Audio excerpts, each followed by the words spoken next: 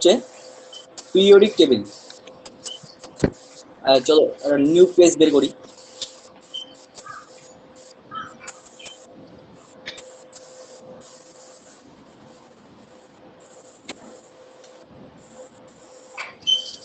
Periodic table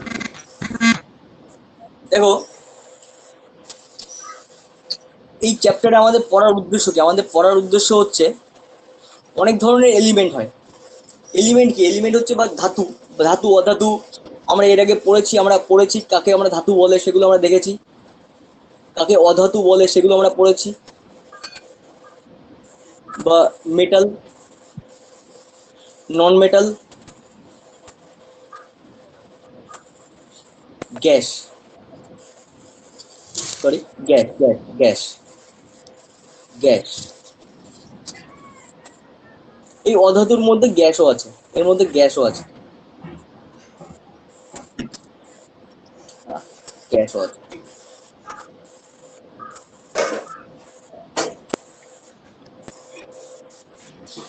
তো আমরা periodic table কি করে তৈরি করছি সেগুলো আমরা পরে যাচ্ছি। আগে এর কিছু পড়ার আগে সবকিছু হিস্ট্রি জানাটা খুব দরকার। দেখো, এই যে বিভিন্ন ধরনের ধাতু বা অধাতু আছে বা প্রাকৃতিক যে সমস্ত ধরনের মৌলগুলো আছে, এগুলোকে আমরা বলি একটা এলিমেন্ট। এগুলোকে কি বলি? এলিমেন্ট। এলিমেন্ট কাকে বলে আমরা অলরেডি ডিফাইন করেছি অ্যাটমিক স্ট্রাকচারে। এলিমেন্ট বা তোমার হচ্ছে মৌল। বিশ্ব ব্রহ্মাণ্ড জুড়ে এই মৌলগুলো রয়েছে। বিভিন্ন মৌলের এক্সাম্পল যদি আমি দিই, হাইড্রোজেন, অক্সিজেন, আয়রন, কপার, সব known element. Nitrogen, argon, krypton, xenon, uranium, এই সমস্ত কিছু মৌল। এই মৌলগুলো কি দেখা যায়? এই মৌলগুলোর কিছু কিছু কিছু কিছু মৌল আছে যাদের কেমিক্যাল প্রপার্টি সেম, যাদের কেমিক্যাল প্রপার্টিগুলো সেম, যাদের কেমিক্যাল প্রপার্টি সেম হতে পারে। কিছু কিছু মৌল আছে যাদের কেমিক্যাল প্রপার্টি সেম হতে পারে, কিছু মৌল আছে যাদের physical property same. Physical property same, physical property same বলতে বোঝাচ্ছে, ফর এক্সাম্পল কিছু মৌল হচ্ছে গ্যাস। তো যেমন ধরো হাইড্রোজেন একটা গ্যাস, ক্লোরিন একটা gas, chlorine sorry CL, chlorine একটা গ্যাস। তারপরে তোমার যেমন ফ্লুরিন একটা গ্যাস। হুম। তো এরকম কিছু গ্যাস আছে, হিলিয়াম একটা গ্যাস, নিয়ন, হিলিয়াম একটা গ্যাস, নিয়ন একটা গ্যাস, এরকম বিভিন্ন গ্যাস আছে। আর্গন। তো যাই হোক, এগুলো বলছি ফিজিক্যাল প্রপার্টি বা কেমিক্যাল প্রপার্টি হতে পারে।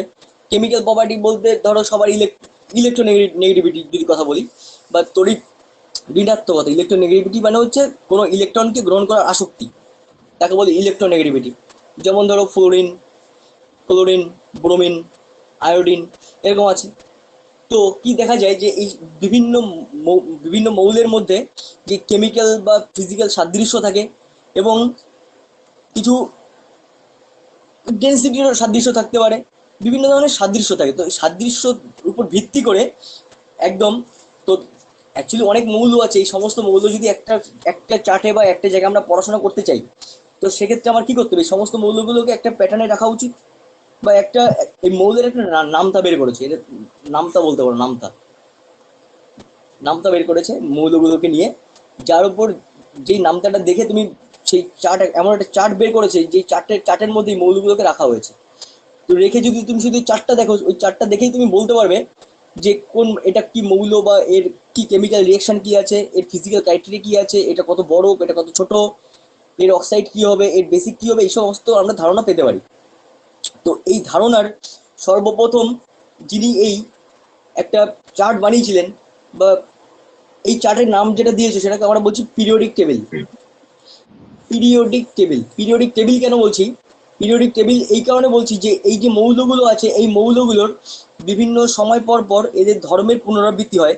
তো first periodic table was discovered by 1864। পুরো ইম্পর্টেন্ট ইনফরমেশন যা লিখবো পুরোটা লিখবে, কোনো নোটস দেবো না, কিছু দেবো না, পুরোটা লিখবে, খাতায় লিখবে। 1864 ফার্স্ট কি করেছেন, একজন বিজ্ঞানী ছিলেন, তার নাম হচ্ছেন নিউল্যান্ড। নিউল্যান্ড, নিউল্যান্ডস, নিউল্যান্ডস ল। বিজ্ঞানের নাম হচ্ছে নিউল্যান্ড, এটা 1864। ইনি সর্বপ্রথম একটা টেবিল দিয়েছেন। সেই টেবিলে এই নিউল্যান্ডের সময় আবিষ্কৃত মৌলের সংখ্যা ছিল 56টি। নিউল্যান্ডের সময় দেখো এখন কতগুলো আসছে, কতগুলো মৌল আছে কি না আছে এগুলো আমরা পরে পরে বলছি, কিন্তু নিউল্যান্ডের সময় যে কটা মৌল আবিষ্কার হয়েছিল টোটাল মৌলের সংখ্যা ছিল 56টি। এইবার ওই 1864 খ্রিস্টাব্দে নিউল্যান্ড বলেছেন যে কিছু মৌল নিয়েছেন এবং তাদেরকে কি করেছেন যে তাদেরকে একটা অর্ডারে সাজিয়েছেন। কিসের order? Increasing order of atomic wait.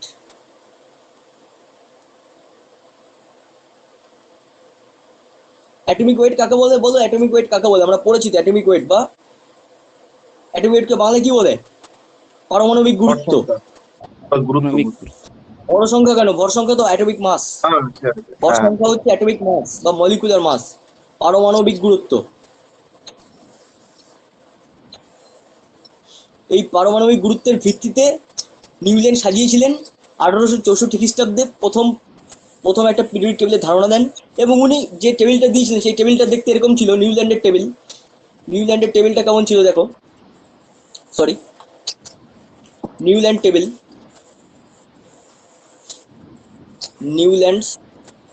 Table 1864, তাই তো? টেবিলটা দেখতে, টেবিলে টোটাল 20টি মৌল ছিল। লিথিয়াম থেকে শুরু করেছিলেন উনি, lithium, beryllium, boron, carbon, nitrogen, oxygen, fluorine, sodium, magnesium, aluminium, তারপর হচ্ছে তোমার সিলিকন, ফসফরাস, তারপর সালফার, ক্লোরিন, পটাশিয়াম, ক্যালসিয়াম। এরপরে আরো অনেক রাখা হয়েছিল, রেখেছিলেন। যেমন ধরো ক্যালসিয়ামের পরে যদি কোনো মৌলের আবিষ্কার জানা থাকতো তাহলে সেটা লিখেছিলেন, সিলিকনের পরে যদি কোনো মৌলের আবিষ্কার জানা থাকতো সেটা লিখেছিলেন, ফসফরাসের পরে যদি কোনো মৌলের আবিষ্কার জানা থাকতো সেটা লিখেছিলেন, এরকম করে লিখেছিলেন। কিন্তু এই নিউল্যান্ডের পর্যায় সারণী শুধুমাত্র এই কটা মৌলের ক্ষেত্রে প্রযোজ্য। এখানে কটা মৌল আছে? এখানে 1 2 3 4 5 6 7 2 14 2 কটা আছে? 16টি, তাই তো? 16টি টোটাল 56। এই সময় টোটাল মৌল ছিল টোটাল 56টি। এই 56টা মৌলকে উনি সাজিয়েছিলেন, এরকম পরপর সাজিয়েছিলেন। কিন্তু দেখা গেছে যে 16টা মৌল পর্যন্ত এদের ওপর থেকে যদি নিচ বরাবর যাও তবে এদের কেমিক্যাল ধর্মের সাদৃশ্য থাকে বা ফিজিক্যাল প্রপার্টির সাদৃশ্য থাকে। যেমন লিথিয়াম, সোডিয়াম, পটাশিয়াম সবাই ধাতু, কার্বন, সিলিকন এরা অধাতু, ফ্লোরিন, ক্লোরিন এরা গ্যাস, অক্সিজেন, সালফার এরা গ্যাস, নাইট্রোজেন, ফসফরাস, নাইট্রোজেনটা gas, phosphorus not a gas. তো এরকম কেমিক্যাল ধর্মের সাদৃশ্য থাকে। তো এখান থেকে যেটা ইম্পর্টেন্ট কোশ্চেন সেটা হচ্ছে তোমায় জিজ্ঞেস করে যে নিউল্যান্ডের পর্যায় সারণীতে এগুলো আমরা অ্যাটমিক নাম্বার নয়, অ্যাটমিক ওয়েটের ইনক্রিজিং অর্ডারে সাজানো হয়েছে। এটা অ্যাটমিক অর্ডারের ইনক্রিজিং অর্ডার। তো অ্যাটমিক অর্ডার ম্যাক্সিমাম কত পর্যন্ত ভ্যালিড? তো এই যে পর্যায় সারণী নিউল্যান্ডের সেটা হচ্ছে atomic weight valid up to atomic weight 40। আর 40 হচ্ছে ক্যালসিয়ামের। এই লিথিয়াম থেকে ক্যালসিয়াম অব্দি ভ্যালিড। এটা হচ্ছে ফার্স্ট অ্যাটেম্প, পর্যায় সারণী নিয়ে ফার্স্ট অ্যাটেম্প বা মৌলগুলোকে নিয়ে ফার্স্ট অ্যাটেম্প। সেকেন্ড যিনি অ্যাটেম্প করেছিলেন তার নাম হচ্ছে লোথার মায়ার্স।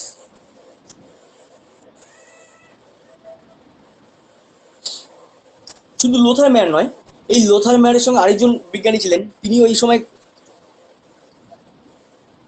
আচ্ছা সরি আমি তো একটা জিনিস স্কিপ করে চলে গেছি। অ্যাকচুয়ালি আমার একটু বলতে ভুল হয়েছে।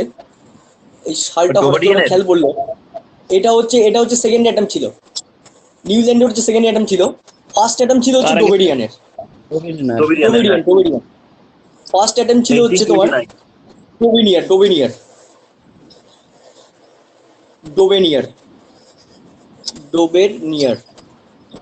ডোবেনিয়ার ল অফ ট্রাইডস,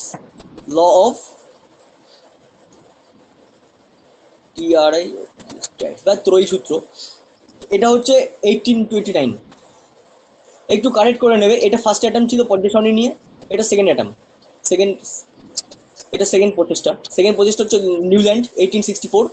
ফার্স্ট হচ্ছে ডোবেনিয়ার ল অফ ট্রাইডস 1829। ইনি কি করেছিলেন যে মৌলগুলিকে অ্যাটমিক ওয়েটের ইনক্রিজিং অর্ডারে সাজিয়েছিলেন। ইনক্রিজিং অর্ডার সাজিয়েছিলেন, ইনক্রিজিং অর্ডার সাজিয়েছিলেন এবং তিনটি করে মৌল নিয়েছিলেন, দেখা গেছে যে যে তিনটি করে মৌল যা যা নেওয়া হয়েছিল, এখানে এক্সাম্পল দিচ্ছি, এক্সাম্পল ভালো বুঝতে পারবে। মনে করো লিথিয়াম, সোডিয়াম, পটাশিয়াম, এই ধরো তিনটি মৌল উনি নিয়েছেন, যারা প্রত্যেকেই মেটাল, প্রত্যেকেই প্রত্যেকেই ধাতু, প্রত্যেকেই ধাতু। এবং দেখা গেছে যে এই তিনটি মেটালের মধ্যে এদের যদি তুমি পারমাণবিক ক্রমাঙ্ক অনুসারে সাজাও, তো প্রথম দুটোর মানে তোমার পারমাণবিক গুরুত্বের গড় সমান সমান হচ্ছে দ্বিতীয়টি পারমাণবিক গুরুত্বের সমান। যেমন লিথিয়ামের পারমাণবিক গুরুত্ব হচ্ছে 7 আর পটাশিয়ামের হচ্ছে 39। তাহলে সোডিয়ামের হচ্ছে 7 + 39/2 মানে 23। এটা ছিল ডোবেনিয়ার ত্রয়ী সূত্র।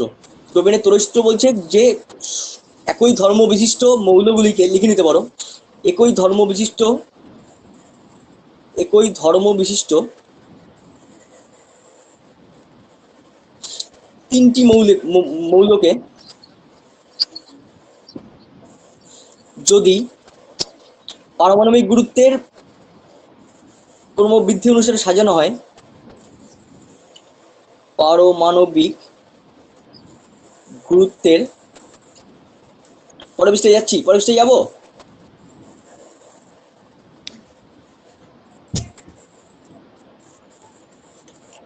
পারমাণবিক গুরুত্বের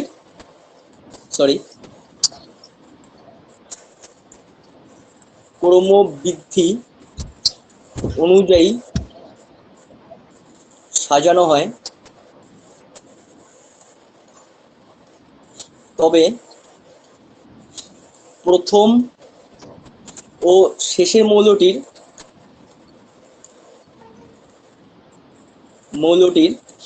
পারমাণবিক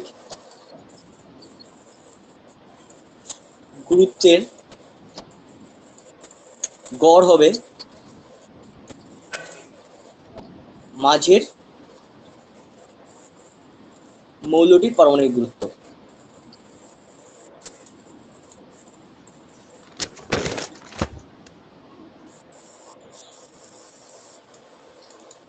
এই আরেকটা এক্সাম্পল আছে, ওনার দুটো সিরিজ আছে, একটা হচ্ছে তোমার লিথিয়াম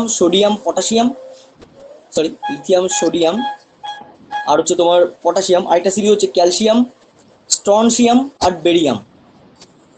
এর হচ্ছে 40, এর হচ্ছে 137। তো এটা গড় করলে তুমি পাবে 88.5।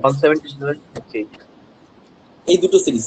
লিথিয়ামের হচ্ছে তোমার 7, এটা 39, তাহলে এটা তোমার 23। এটা হচ্ছে ফার্স্ট অ্যাটেম্প ছিল, পর্যায় সারণীর ফার্স্ট অ্যাটেম্প, এবং জাস্ট এটুকুই বিশ্লেষণ। এটা 1829। এরপরে যেটা করেছেন সেটা হচ্ছে লোথারমিয়ার। এর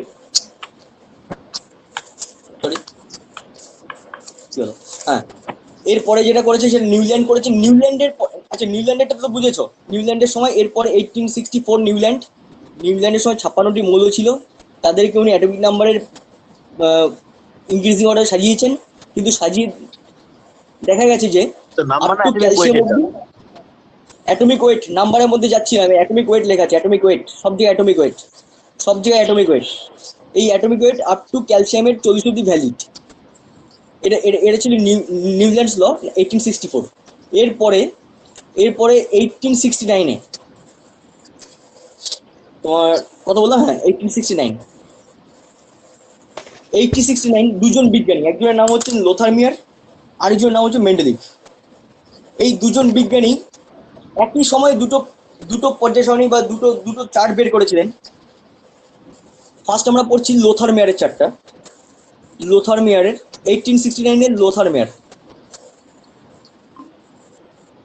লোথারমিয়ার্স।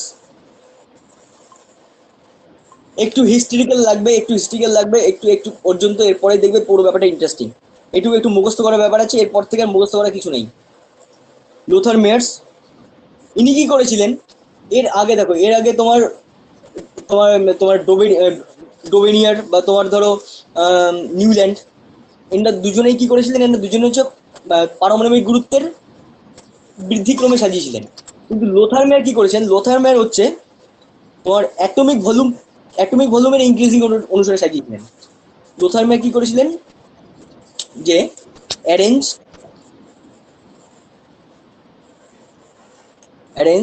Increasing order of atomic volume,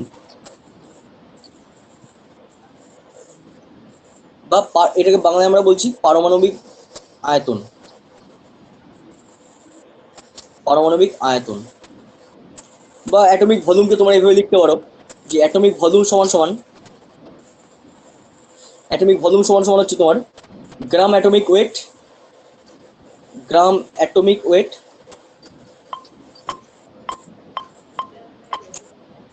বা এই পারমাণবিক গুরুত্ব ভাগ হচ্ছে তোমার ডেনসিটি।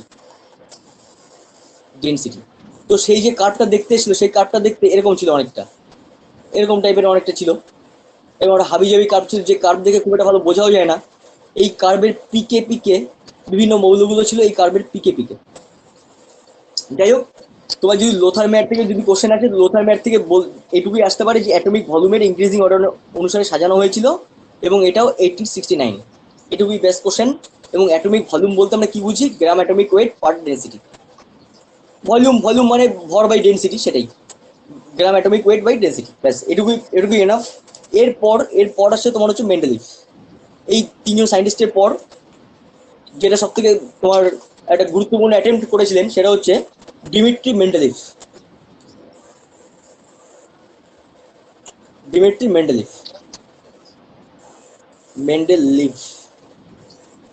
মেন্ডেলিভ এটাও ওই 1869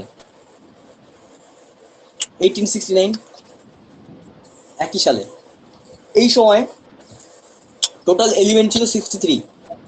মেন্ডেলিভের সময় আবিষ্কৃত টোটাল মৌলের সংখ্যা ছিল, মোট মৌলের সংখ্যা ছিল, এতটি মৌল ছিল এই সময়। মেন্ডেলিভ কি করেছিলেন? মেন্ডেলিভও সেম কাজ করেছেন, যেটা হচ্ছে নিউল্যান্ড করেছেন। মেন্ডেলিভও মৌলগুলির পারমাণবিক গুরুত্বের ক্রমানুসারে সাজিয়েছিলেন। পারমাণবিক গুরুত্বের ক্রমানুসারে সাজিয়েছিলেন। পারমাণবিক গুরুত্বকে আমরা ইংরেজিতে কি বলছি? অ্যাটমিক ওয়েট, তাই তো? পারমাণবিক গুরুত্বের ক্রমানুসারে সাজিয়েছিলেন।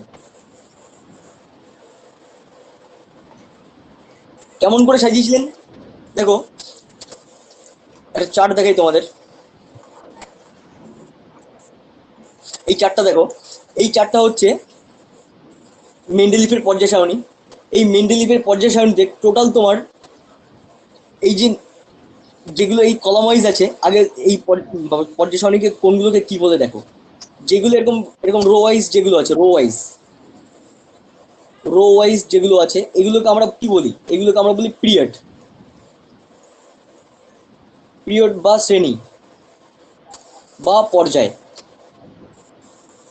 সরি, শ্রেণী না, পিরিয়ড বা পর্যায় বলি। পিরিয়ড বা পর্যায় বলি। আর যেগুলো এরকম কলাম ওয়াইজ যেগুলো আছে, তাদেরকে আমরা বলি হচ্ছে কলাম বা তোমার শ্রেণী বা গ্রুপও বলে এগুলোকে আমরা গ্রুপও বলি। প্রথম গ্রুপ, দ্বিতীয় গ্রুপ, তৃতীয় গ্রুপ, এরকম গ্রুপ বলি। অথবা এগুলোকে আমরা বলে থাকি, এগুলোকে গ্রুপও বলি, অথবা এগুলোকে আমরা তোমার শ্রেণীও বলে থাকি। ঠিক আছে? তো এই মেন্ডেলিভের পর্যায় সারণীতে এখানে কটা মৌল ছিল বললাম? 63টি। তো এখানে মেন্ডেলিভ কি করেছিলেন? এদের হচ্ছে পারমাণবিক গুরুত্বের বৃদ্ধি অনুসারে সাজিয়েছিলেন, মানে পারমাণবিক গুরুত্ব বাড়ছে সেই অনুসারে সাজিয়েছিলেন। তো এখানে তোমার টোটাল এই যে পিরিয়ড বা পর্যায়, টোটাল পিরিয়ড ছিল হচ্ছে 7টি, আর গ্রুপ ছিল 8টি প্লাস 1, টোটাল 9টি। এই একটা হচ্ছে একটা শূন্য শ্রেণী ছিল, টোটাল 9টি। তো গ্রুপটা দেখতে কেমন ছিল একবার দেখে নাও। এখান থেকে তেমন বেশি কোশ্চেন আসে না। যেখান থেকে বেশি কোশ্চেন আসে মডার্ন পিরিয়ড টেবিল, এই মডার্ন পিরিয়ড টেবিল নিয়ে আমরা পড়াশোনা করব। তো দেখো এখানে কিছু কিছু জিনিস দেখে নাও, মানে জাস্ট একটু দেখে নাও, কারণ এইটা দেখেই তো তুমি বুঝতে পারবে যে এইটা কেন সাফিসিয়েন্ট না, এরপরে কেন এটা এটা এটাকে কেন মডিফাই করতে হয়েছে। এটা সাফিসিয়েন্ট না এই কারণে, এখানে দেখবে যে ফর এক্সাম্পল এই যে মনে করো হাইড্রোজেন, হাইড্রোজেন একটি গ্যাস, কিন্তু হাইড্রোজেনকে মেটালের সঙ্গে আমি রেখেছি। আবার ফ্লুরিন ক্লোরিন, এই যে ফ্লোরিন ক্লোরিন, তার মধ্যে ম্যাঙ্গানিজকে ঢুকিয়ে দিয়েছে। ফ্লুরিন ক্লোরিন গ্যাস, আয়োডিন, মানে ফ্লুরিন ক্লোরিন এবং তোমার, হ্যালো আচ্ছা ক্লাসে কেউ আছো না নেই? আচ্ছা আছে। হ্যাঁ কেউ তো কোনো কথাই বলছে না।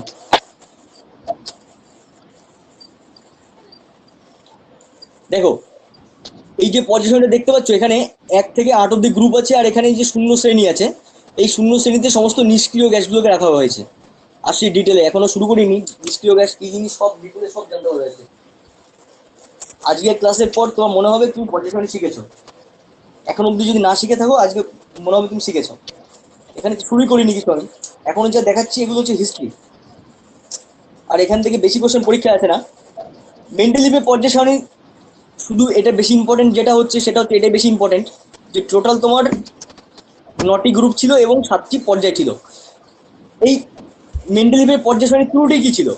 ত্রুটি ছিল এই যে পর্যায় সারণীটা তো তোমার দেখাচ্ছি, এখানে দেখো এখানে আর্গন আর পটাশিয়াম দেখতে পাচ্ছ, ভালো করে দেখো, আর্গন আর পটাশিয়াম, আর্গন আর পটাশিয়াম, হ্যাঁ হ্যাঁ আর্গনের পারমাণবিক ভর কত? 40। অপেক্ষা আগে দেওয়া হয়েছে স্থান। পটাশিয়ামের পারমাণবিক ভর কত? 39। 39। তো আমি এখান থেকে দেখো, এখান থেকে 4, 6, 9, 10 যত আস্তে আস্তে ডান দিকে যাচ্ছে তত বাড়ছে, আস্তে আস্তে বাড়ছে, বা উপর থেকে নিচে যাচ্ছি বাড়ছে, পারমাণবিক গুরুত্বের বাড়ছে। তো এখানে আর্গনের 40, পটাশিয়াম 39, তো এখানে বাড়ছিল, এখানে এখানে তাহলে কমে গেল কেন? তাহলে এখানে মেন্ডেল কিছু একটা গরমিল করেছে এখানে, মানে ওর ওর কথা অনুসারে পটাশিয়াম আগে হবার কথা ছিল, আর্গন পরে হবার কথা ছিল, কিন্তু উনি কি করেছেন, উনি আর্গনকে শূন্য শ্রেণীতে রেখেছেন আর পটাশিয়ামকে পরে রেখেছেন। যদিও আর্গন এবং পটাশিয়ামের পারমাণবিক গুরুত্ব একে অপর থেকে কি দেখতে পাচ্ছ, ব্যাপারটা বুঝতে পারছো?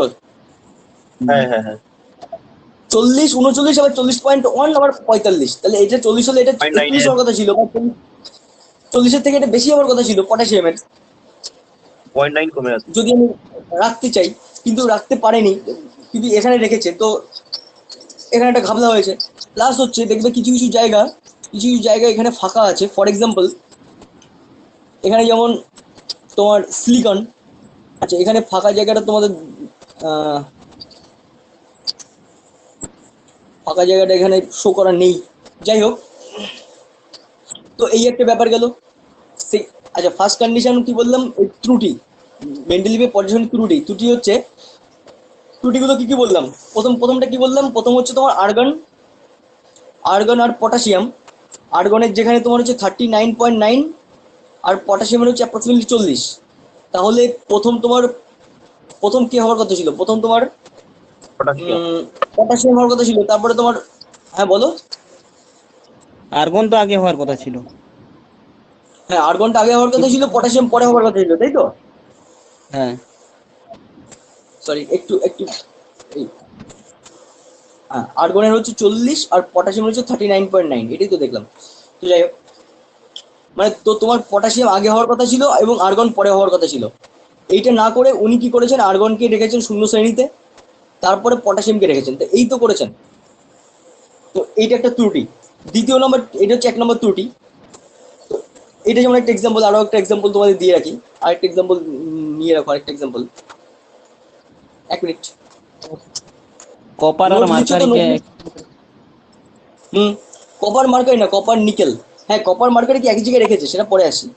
যেমন ধরো কপার আর নিকেল, কপারের পারমাণবিক গুরুত্ব কত? কপারের পারমাণবিক গুরুত্ব হচ্ছে 58.933, আর নিকেলের হচ্ছে 58.71।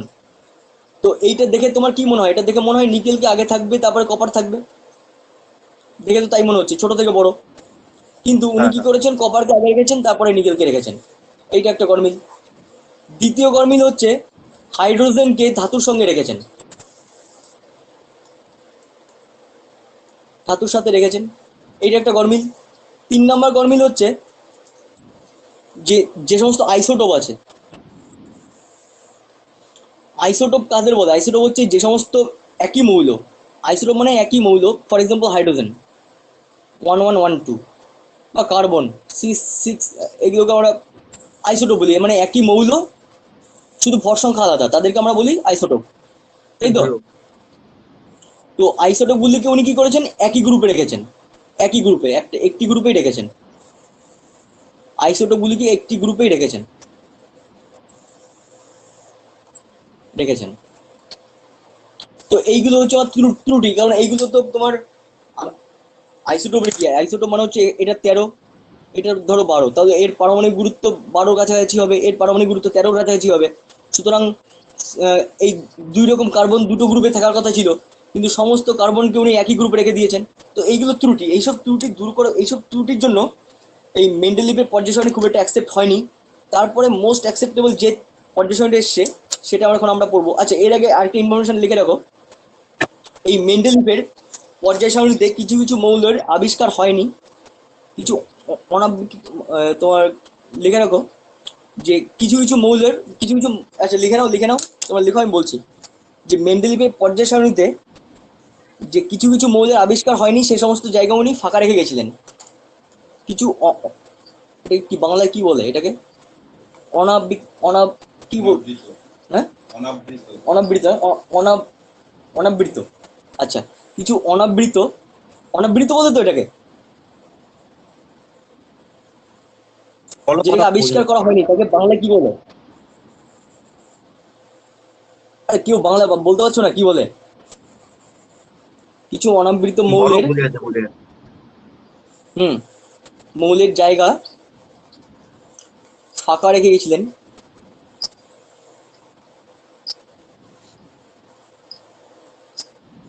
তো শুধু ফাঁকা নয়, এবং তাদের শুধু ফাঁকা নয়, তাদের নামকরণও উনি করে গেছিলেন। একটা নাম হচ্ছে তোমার একা বোরন,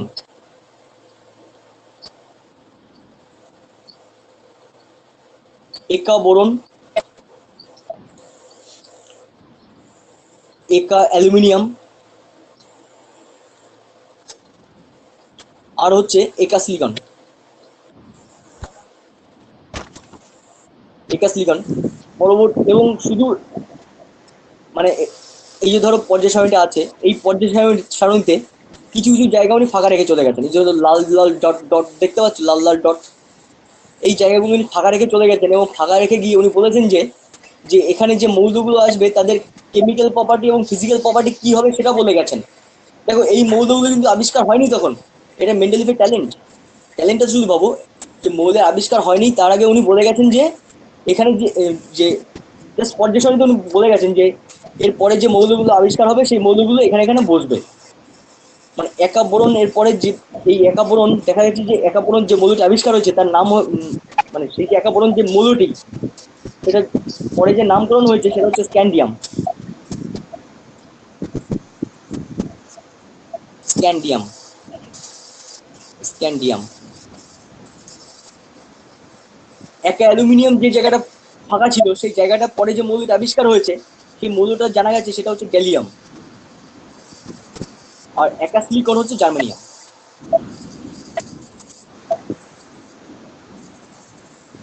জার্মেনিয়াম, এটা সংকেত হচ্ছে সি, এটার সংকেত হচ্ছে সিএ, এটার সংকেত germanium.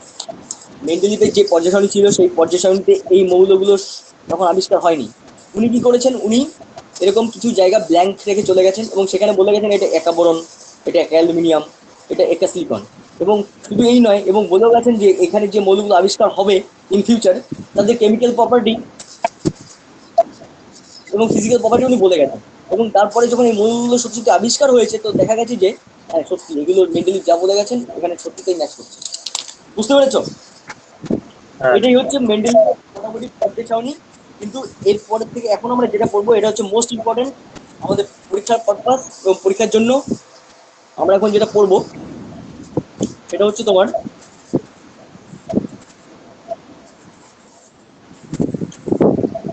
Modern periodic table.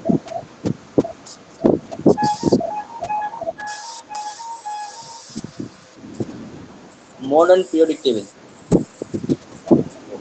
Discovered by কে, বলো কে করেছে modern periodic table? Moseley Moseley.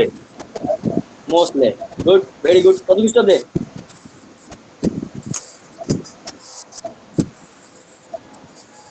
1913। 1913। 1913। 1913, yes. 1913 খ্রিস্টাব্দে মোস্টলে। উনি কি করেছেন? উনি করেছেন জাস্ট এই সমস্ত সমস্যার একটা ছোট্ট মানে উপায়টা ছোট হলেও, যদিও উপায়টা মানে কথাটা খুবই ছোট, কিন্তু এটা বিশাল বড় ডিসকভার, বিশাল বড় আবিষ্কার। উনি কি করেছেন? উনি হচ্ছে মৌলগুলোকে অ্যাটমিক নাম্বারের ভিত্তিতে সাজিয়েছেন, ইনক্রিজিং অর্ডার অফ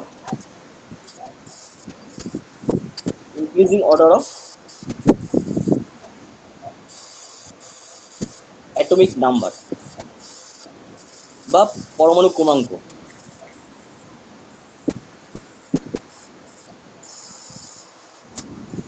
পরমাণু ক্রমাঙ্ক মানে কি? নাম্বার অফ প্রোটন, তাই তো? নাম্বার অফ প্রোটনের ভিত্তিক্রমে সাজিয়েছেন। তো কিছু কিছু ডেটা দিচ্ছি, ডেটাগুলো লিখে নাও। যে এই সময় টোটাল আবিষ্কৃত মৌলের সংখ্যা ছিল 105টি, আপ টু হ্যালিয়াম অব্দি। হ্যালিয়াম, নট হেলিয়াম, নট হ্যালিয়াম। 105টি। আর আরো কিছু তোমাদের ডেটা দিয়ে দিচ্ছি। এখন এখন মোটামুটি তোমার ধরো 118টির মতন মৌল আছে এখন আবিষ্কৃত। এই 118টি মৌলের মধ্যে তোমার হচ্ছে 91টি মৌলই হচ্ছে ন্যাচারাল মৌল। ন্যাচারাল মানে এগুলো প্রাকৃতিক থেকে পাওয়া গেছে। আর বাদ বাকি 91 মাইনাস করলে কত হয়? 27টি, তাই তো? এই 27টি হচ্ছে আর্টিফিশিয়াল বা ম্যানমেড।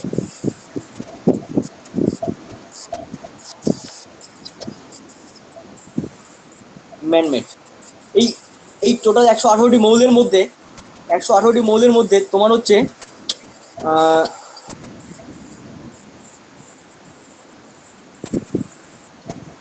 আচ্ছা কি বললাম, একটু গুলিয়ে ফেলেছি ভাই, একটু গুলিয়ে ফেলেছি।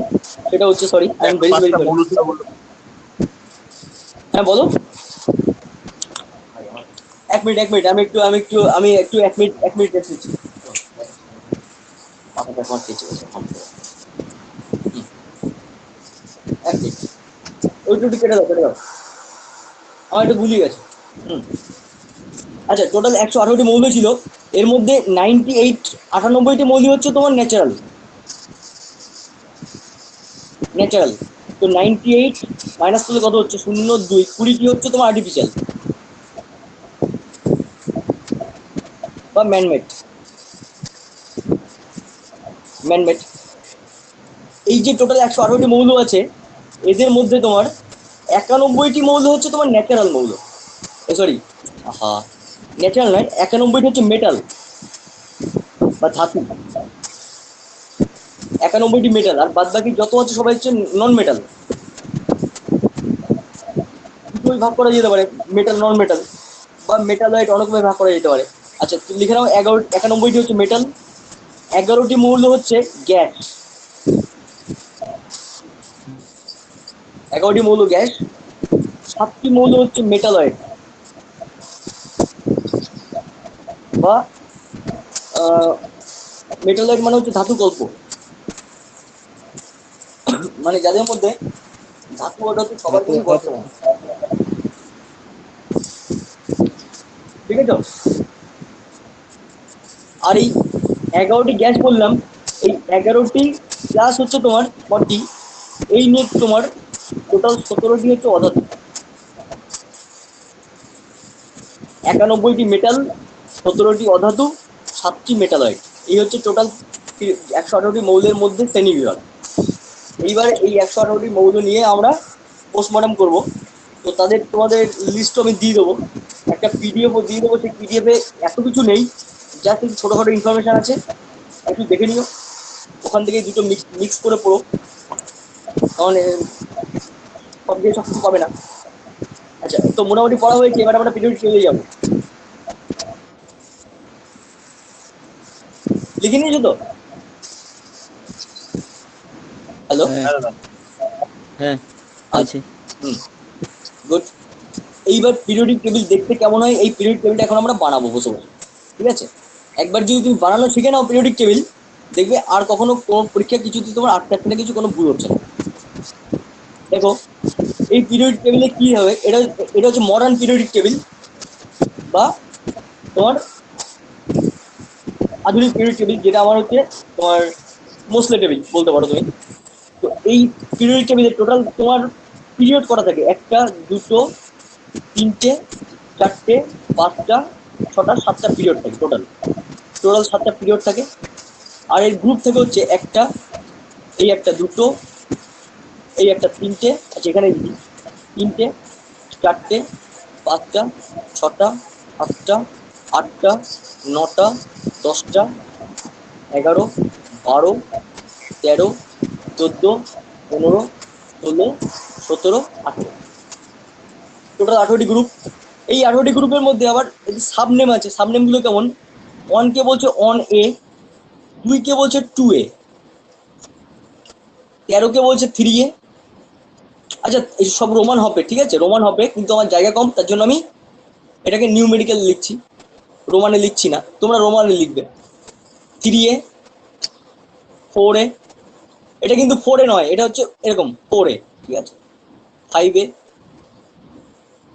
6A, 7A, এটা 8A। এইটে এইভাবে দেখে না, এইটাকে এইভাবে দেখে, 8A এইভাবে। আমার ওখানে জায়গা কম তাই আমি ওইভাবে লিখেছি। আচ্ছা, এই 3 কে হচ্ছে 3B। 3B কে এখানে যে 3 গুলো বলছি সব রোমান, সব রোমান হরফ। 3B, 4B, 4B রোমান হরফ, সবগুলো রোমান হরফ। 5B, 6B, 7B, 8, 9, 10, এই তিনটে হচ্ছে 8B। এটা হচ্ছে তোমার 1B, এটা 2B। এই হচ্ছে কলমগুলো, এইভাবে লেখা হয়। বুঝতে পারলে কিভাবে লিখছি আমি? হুম, কেউ কোনো কথা বলছে না? হ্যাঁ বুঝেছি। আচ্ছা, এই পর্যায় সারণীর যত এস ব্লক এলিমেন্ট আছে, এস ব্লক এলিমেন্ট কাদের বলছে, এই যে আমরা ইলেকট্রনিক কনফিগারেশন পড়েছি, এই ইলেকট্রনিক কনফিগারেশনে যাদের সর্ববহিষ্ঠ এস আছে, এস দিয়ে আছে, সেই এস ব্লক এলিমেন্ট আমরা এই 1A আর 2A তে লিখবো। এটা হচ্ছে, এই দুটো হচ্ছে আমার S block element, 1A 2A, S block element, S block element 1A আর 2A তে যারা আছে তারা সবাই এস ব্লক এলিমেন্ট।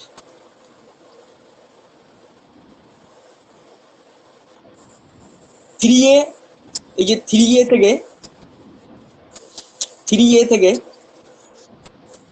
3A থেকে একদম 18 অব্দি যারা আছে, এখানে যাদের সর্ববহিষ্ঠ কক্ষে পি আছে, এসপি আমরা পড়ে নিয়েছি, এসপি কি জিনিস দেখে নিয়েছি, ইলেকট্রনিক কনফিগারেশন আমরা পড়েছি। এটা হচ্ছে সব পি ব্লক এলিমেন্ট এলিমেন্ট। আর এখানে যে এই যে বাদবাকি যা আছে 3 থেকে এই যে 12, এটা হচ্ছে সব ডি ব্লক এলিমেন্ট, এটা সব D block element, D block element. এইবার হাইড্রোজেনের পরমাণু ক্রমাঙ্ক কত, 1, তাই তো, এই চন তো নাকি? হ্যাঁ হ্যাঁ। আরে কথা বল। তো H1, তো H1 হলে এটা কি হবে, 1s1। এইটা এই পর্যায় সারণীতে কিভাবে কিভাবে বসানো হয়, এইখানে যে এখানে দেখো প্রথমে এখানে সর্ববহিষ্ঠ কক্ষে এস আছে, এস থাকার জন্য সর্ববহিষ্ঠ কক্ষে এস আছে, এস থাকার জন্য এটা এস ব্লকে বসবে। আর এই প্রথমে 1 আছে, প্রথমে এই যে যেটা ডিনোট করে, এইটা ডিনোট করে হচ্ছে এটা কোন কোন পর্যায়ে আছে, কোন পর্যায় বা কোন পর্যায়ে আছে, কোন লাইনে আছে, কোন পর্যায়ে। আর উপরে যেটা থাকে সেটা ডিনোট করে গ্রুপ। তো এটা প্রথম, এটা 1s1, 1s1 থাকার জন্য এই 1 এর জন্য এটা প্রথম পর্যায়ে বসবে এবং প্রথম গ্রুপ, এস ব্লক এলিমেন্টের প্রথম 1 1, তার মানে এখানে তোমার হাইড্রোজেন হবে। বুঝতে পেরেছো? হ্যাঁ আমি হ্যাঁ। সবগুলো বের করবো না, তোমাদের ভয় নেই, সবগুলো বের করে টাইম নষ্ট করবো না, কিছু কিছু বের দেখিয়ে দিই, তারপরে বুঝতে পারবে। হাইড্রোজেন, দাদা আরেকবার এবার তুমি হ্যাঁ বলো। আরেকবার বলো না। আরেকটা এক্সাম্পল ওয়ানটা। দিচ্ছি, মনে করো হিলিয়াম। হিলিয়ামের 2, হিলিয়ামের হচ্ছে 1s2। অনেক। এস ব্লক এস, এই এস অরবিটালে ম্যাক্সিমাম কটা ইলেকট্রন থাকতে পারতো? দুটোই। দুটি। দুটো দুটো। দুটো আছে, তার মানে এবার তোমাদের বলেছিলাম যে ব্লকে যে কটা ইলেকট্রন থাকতে পারবে সেই ব্লকে যদি সে কটা ইলেকট্রন থাকে তাহলে তার সুস্থির। সুস্থির, হ্যাঁ। যখন একটা এলিমেন্ট সুস্থির হয়ে যায় তখন তারা হচ্ছে এই শূন্য শ্রেণীতে অবস্থান করে। এই 18 নম্বরকে আমরা শূন্য শ্রেণীও বলি বা নোবেল গ্যাসের শ্রেণী বলি। এটা হচ্ছে এই 18 নম্বরকে আমরা বলি 18 নম্বর। 18 নম্বর বা তোমার হচ্ছে 8A। এটাও পরীক্ষায় আসে, 18 নম্বরকে কি বলা হয়? 8A। এই 18 নম্বর কারা থাকে? যারা এই সুস্থির বা নোবেল গ্যাস, এদেরকে নোবেল গ্যাসও বলা হয় বা আর নিষ্ক্রিয় এখানে গ্যাস। পি ব্লকের এলিমেন্টরাও তো থাকে এই 18 গ্রুপে, তাই তো? দাঁড়া দাঁড়া, নিষ্ক্রিয় গ্যাস তো এখানে এটা অন, এখানে অন আছে, আর এটা নিষ্ক্রিয়, তাই এখানে হিলিয়াম। এইবার তুমি যদি লিথিয়াম নাও, লিথিয়ামের হচ্ছে 3, 1s2, 2s on, 2s1। 2s on. তো এখানে সর্ববহিষ্ঠ কক্ষে ম্যাক্সিমাম কোন অরবিটটা আছে? 2 নম্বর অরবিটটা 2s। আছে। 2 নম্বর অরবিটটা আছে। হ্যাঁ হ্যাঁ হ্যাঁ। 2 নম্বর অরবিট থাকার জন্য এটা দ্বিতীয় পর্যায়ে বসবে, এবং এটা হচ্ছে S block element. S block element এর উপরে 1 আছে, 1 থাকার জন্য এটা প্রথম গ্রুপে, তাহলে এখানে লিথিয়াম হবে। বুঝতে পেরেছো? হ্যাঁ। এইবার একটু, হ্যাঁ, দাদা। মনে করো অক্সিজেন নিচ্ছে, অক্সিজেনের হচ্ছে 8। অক্সিজেনে দেখো কি হয়, 8। একটু বড় সরো নি, আস্তে আস্তে বড় সরো নেবো। অক্সিজেন, অক্সিজেনের কি হচ্ছে? অক্সিজেন হচ্ছে 8, 1s2, 2s2, 2p4। তো এখানে 2 থাকার জন্য এটা গ্রুপ 2 তে হবে, আর হচ্ছে 4 হচ্ছে পি ব্লক এলিমেন্টের 4 মানে 4a তে হবে। 4a মানে কোথায়? এখানে 4a মানে 14, তাহলে এখানে অক্সিজেন।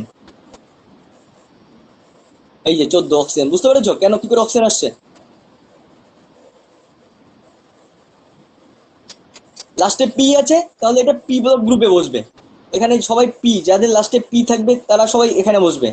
আর এই 4 এর অর্থ হচ্ছে এই যে 4, তার মানে 4a। ফর এক্সাম্পল তুমি ধরো সালফার নিলে, সালফার কত? 16, তাই তো? হ্যাঁ দাদা, হুম। চলো। 1s2, 2s2, 2p6, 3s2, 3p4, এই তো,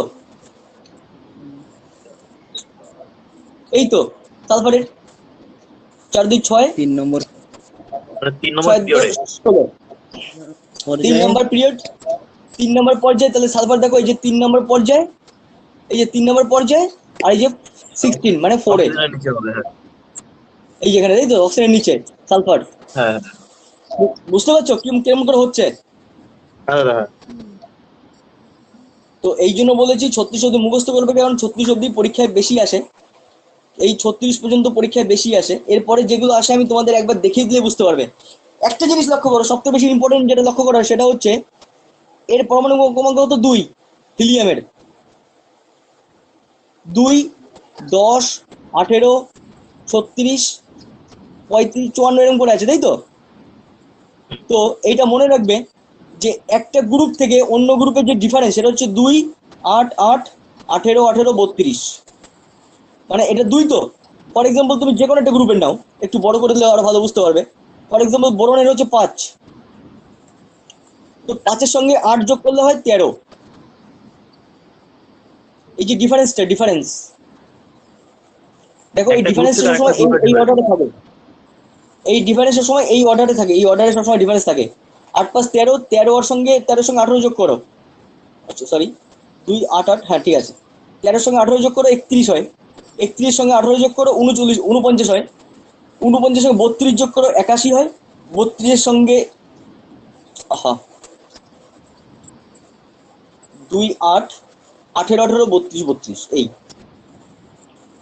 81 সঙ্গে 32 যোগ করো 113 হয়। প্রত্যেকটা এলিমেন্টের সঙ্গে প্রত্যেকটা এই সেম ডিফারেন্স, এই সেম গ্রুপ, একটা প্রত্যেকটা গ্রুপেই একটার সঙ্গে এই প্রত্যেকটা গ্রুপে দেখো 8 হচ্ছে 14, 14 আর 18, 14 আর 18 তোমার 32, 32 আর 18 তোমার হচ্ছে 50, 50 আর 32 হচ্ছে 82, 82 আর 32 হচ্ছে 41। প্রত্যেকটা গ্রুপের সেম কেস, প্রত্যেকটা গ্রুপের একই গল্প। এই হচ্ছে পার্থক্য একটা গ্রুপের সঙ্গে একটা পর্যায়ের সঙ্গে অন্য পর্যায়ের যে অ্যাটমিক নাম্বারের ডিফারেন্স সেটা হচ্ছে 2, 8, 18, 18, 32, 32। তো তুমি যদি কখনো, এটুকু তো বুঝতে পেরেছো নাকি? হুম হুম হুম এইবার তুমি যদি জানো যে ফর এক্সাম্পল তুমি হ্যালোজেন গ্রুপের সমস্ত সবগুলোকে জানো, বা তুমি ধরো হিলিয়ামের কি কি নোবেল গ্যাস আছে তুমি জানো, নোবেল গ্যাসের সিরিজটা তুমি জানো। এটা হচ্ছে নোবেল গ্যাসের series: helium, neon, argon, krypton, xenon, Radon. Xenon, radon. এটা হচ্ছে সিরিজ রেডন, আরএন, এটা আরএন নয়, জেডন না, সরি আরএন, রেডন। তো তুমি জানো হিলিয়ামের হচ্ছে 2, তো হিলিয়ামের 2 হলে নিয়নের কত হবে? 8 আর 2 10, 10 এই তো 10 আর 8 18, আর্গনের 18, 2 8 8 18 18 32 32, এই তো এই 18 সঙ্গে এবার কি যোগ করবো? আমরা 18 যোগ করবো, 18 18 36 হয়। এই ক্রিপ্টন দেখো 36, 36 সঙ্গে 32 যোগ করো, তাহলে 6 2 8 3 3 6 68, 68 হচ্ছে জেননের। দেখো জেননের 68, এই যে সরি সরি সরি শোনো না, বললো এখানে, 18 আহা যোগ হবে। হ্যাঁ 18 18 18 18, সরি সরি ভুল ভুল বলে ফেলেছি। 18 যোগ হবে, মানে 18 যোগ করলে তো 54 হচ্ছে। তাহলে দেখো 54 আছে এখানে, 54, তার সঙ্গে এবার 32 যোগ করলে তুমি রেডনের পাবে। 32 যোগ করলে মানে 4 2 6 5 3 8 86, এই দেখো 86। তুমি যে কোনো একটা মৌল, তো সুতরাং সমস্ত মৌলকে কিভাবে মনে রাখবে? সমস্ত মৌলকে মনে রাখবে তাদের প্রপার্টি অনুসারে, তাদের ধর্ম অনুসারে, তাদের ধর্ম অনুসারে মনে রাখবে। মৌলগুলোকে এইভাবে পড়বে না, মৌলগুলোকে এইভাবে পড়বে না, মৌলগুলোকে এইভাবে পড়বে। কারণ একটা গ্রুপে সমস্ত মৌলের ধর্ম একই রকম।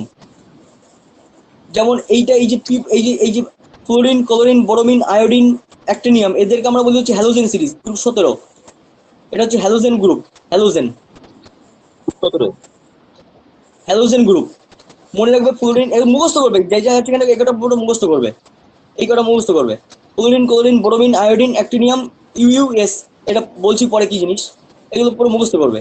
পরে এখানে যেমন দেখা হচ্ছে অক্সিজেন, সালফার, এটা ভুলে গেছি কি, যাই হোক। তারপর থ্যালিয়াম, প্লুটোনিয়াম, সেলেনিয়াম এটা সেলেনিয়াম মুখস্থ করবে। হ্যাঁ, সিলিনিয়াম। তারপর যেমন ধরো nitrogen, phosphorus, arsenic, antimony, bismuth, এগুলো পরপর এরকম করে পড়বে, এরকম করে পড়বে। যেমন ধরো carbon, silicon, germanium, tin, lead, এগুলো পরপর পড়বে। এই দেখো কার্বন হচ্ছে অধাতু, সিলিকন অধাতু, জার্মেনিয়াম অধাতু। এটা শুধু অধাতু না, এটা অর্ধপরিবাহীও বটে। তো পর্যায় সারণী কি করে বের করছি বুঝতে পারছো? ফর এক্সাম্পল মনে করো কোবাল্ট নেবো, কোবাল্ট, একটু ডি গ্রুপের এলিমেন্ট গুলো দেখো কি করে বের করা হয়। D group, cobalt. আর একটা দুটো দেখো, কোবাল্ট, কোবাল্টের কত? কোবাল্টের 27, তাই তো?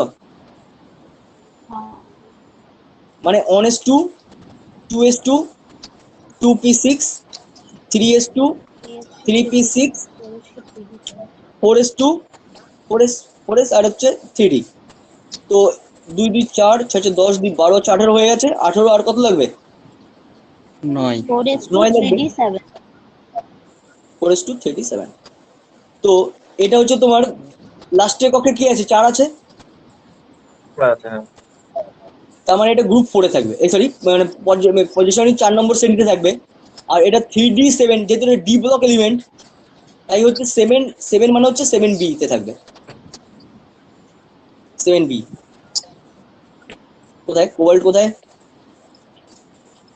এটা কার করলাম? কোবাল্ট তো, সরি হুম 7b বলছি কেন, মানে 7 আর 2 9, মানে 9 9, মানে 9 নয় অ্যাকচুয়ালি 8b তে থাকবে। এই 8 9 10 এই তিনটি হচ্ছে 8b। এই 7 প্লাস 2, এটা একটু কারেক্ট করো না, এটা মিস্টেক হয়ে গেছে। এই 7 প্লাস 2 তার মানে 9 নম্বরে থাকবে। এই 4s2, 4s2 দুটোকে তোমার যোগ করতে হবে, 4s2 প্লাস 3d, মানে 7 আর 2 টোটাল 9টা।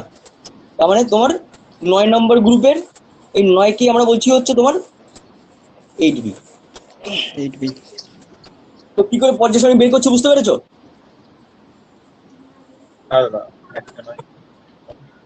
আচ্ছা, এখনো শেষ হয়নি। এই যে এস ব্লকের যেসব এলিমেন্ট আছে, এই এস ব্লকের যেসব আর কি তোমার এলিমেন্ট আছে, এদেরকে আমরা বলি মেটাল বা rare earth metal. Rare earth metal, S block এলিমেন্টকে আমরা বলি রেয়ার আর্থ মেটাল বা মেটাল। শুধু তাই নয়, এই এস ব্লকের যেসব মেটাল আছে, মেটালের অক্সাইড হচ্ছে basic in nature. S block element হচ্ছে মেটালের মেটালের অক্সাইড হচ্ছে ইন বেসিক নেচার, বেসিক বা ক্ষারীয়। ফর এক্সাম্পল সোডিয়াম হাইড্রোক্সাইড, এই sodium oxide, Na2O, sodium oxide ক্ষারীয় একটা। মানে এইখান থেকে এই যে যে দুটো গ্রুপ আছে, এই দুটো গ্রুপের সমস্ত অক্সাইড হচ্ছে তোমার ক্ষারীয়। মনে রাখবে মেটালের অক্সাইড হচ্ছে বেসিক ইন নেচার, আর আর অধাতু বা নন মেটালের অক্সাইড হচ্ছে ইন অ্যাসিডিক নেচার। নন মেটালের হচ্ছে অ্যাসিডিক নেচার, লিখে নাও, নন মেটালের অ্যাসিডিক নেচার আর মেটালের বেসিক নেচার। নন মেটালের অ্যাসিড হচ্ছে মেটালের অক্সাইড অ্যাসিডিক নেচার।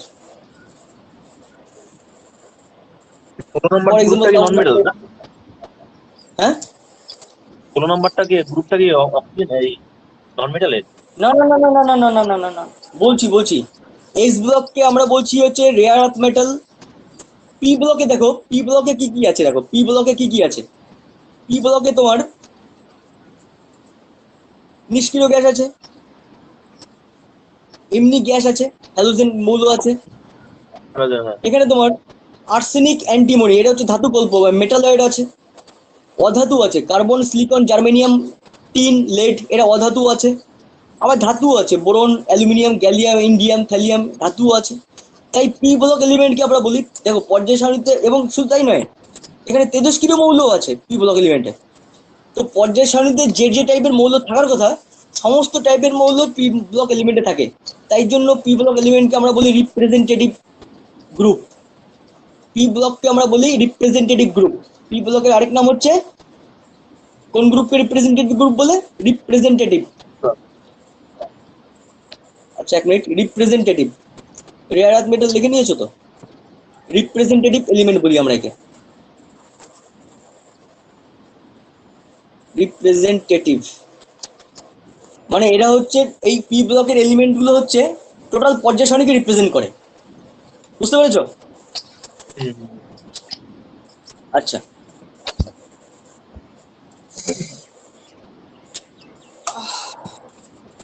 এখানে লিখে রাখো, এই যে যেমন জিঙ্ক আর অ্যালুমিনিয়াম আছে, এই যে অ্যালুমিনিয়াম আর জিঙ্ক, এদের অক্সাইড হচ্ছে উভয়ধর্মী। যেমন তোমার বললাম কি, মেটালের অক্সাইড হচ্ছে বেসিক হয়, আর নন মেটালের অক্সাইড হয় হচ্ছে তোমার অ্যাসিডিক নেচার। কিন্তু অ্যালুমিনিয়াম আর হচ্ছে জিঙ্ক, এদের অক্সাইড হচ্ছে অ্যামফোরটিক বা উভয়ধর্মী। জিঙ্ক আর অ্যালুমিনিয়ামের অক্সাইড হচ্ছে অ্যামফোরটিক বা উভয়ধর্মী। জিঙ্ক অ্যালুমিনিয়াম এদের অক্সাইড হচ্ছে অক্সাইড মানে কি, অক্সিজেনের সঙ্গে রিঅ্যাকশন করে যে কম্পাউন্ড পাওয়া যায়, তাকে আমরা অক্সাইড বলি। এর অক্সাইড হচ্ছে অ্যামফোরটিক বা উভয়ধর্মী। অ্যামফোরটিক বা উভয়ধর্মী গেল।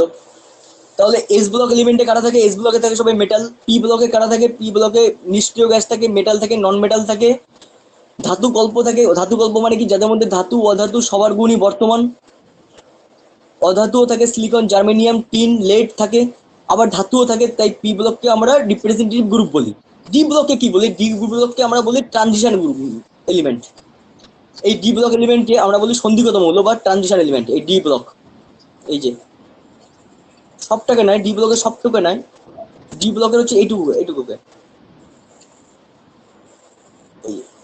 এই পার্টটাকে আমরা বলি হচ্ছে ট্রানজিশন বা সন্ধিগত ব্লক। Transition element.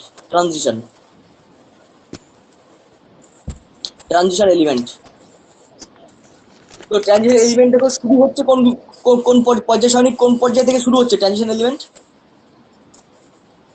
চতুর্থ পর্যায় থেকে শুরু হচ্ছে তো নাকি? এটা পরীক্ষা একটা কোশ্চেন, যে পর্যায় সারণীর কোন পর্যায় থেকে ট্রানজিশন এলিমেন্ট শুরু হচ্ছে? পর্যায় সারণীর চতুর্থ পর্যায় থেকে। আর এদেরকে ট্রানজিশন বা সন্ধিগত মৌল কেন বলি? সন্ধিগত মৌল বলি এই কারণে, যে এদের এদের এই যে মৌলগুলো আছে ডি ব্লক, এটা তো সবাই ডি ব্লকের এলিমেন্ট। এদের হচ্ছে বিভিন্ন যোজ্যতা দেখা যায়, এবং এদের ডি ব্লক হচ্ছে ভ্যাকেন্ট, ডি ব্লক হচ্ছে ফাঁকা। যাদের এই ডি ব্লক ফাঁকা তাদেরই বলা হয় ট্রানজিশন এলিমেন্ট। যাদের ডি ব্লক এলিমেন্টটি মানে ভ্যাকেন্ট আছে তাদেরকে আমরা কি বলি? ট্রানজিশন এলিমেন্ট অথবা সন্ধিগত মৌল। এটাকে বাংলায় বলে সন্ধিগত মৌল, সন্ধিগত মৌল, সন্ধিগত মৌল, দাদা কি ফাঁকা বললে? ডি? সন্ধিগত মৌল। আচ্ছা, ক্লাসটি রেকর্ড হচ্ছে কি আদৌ? আমি জানি না তো। হচ্ছে হচ্ছে হচ্ছে হচ্ছে আচ্ছা, সন্ধিগত মৌল কি বলছো বলো? ডিটা কি ফাঁকা বললে? ডি, ডি গ্রুপ, এই যে ডি অরবিটাল, যাদের ডি অরবিটালটা ফাঁকা থাকে তাদেরকে আমরা সন্ধিগত মৌল বলি। বুঝতে পেরেছো না বুঝতে পারোনি? বুঝতে পারোনি তো?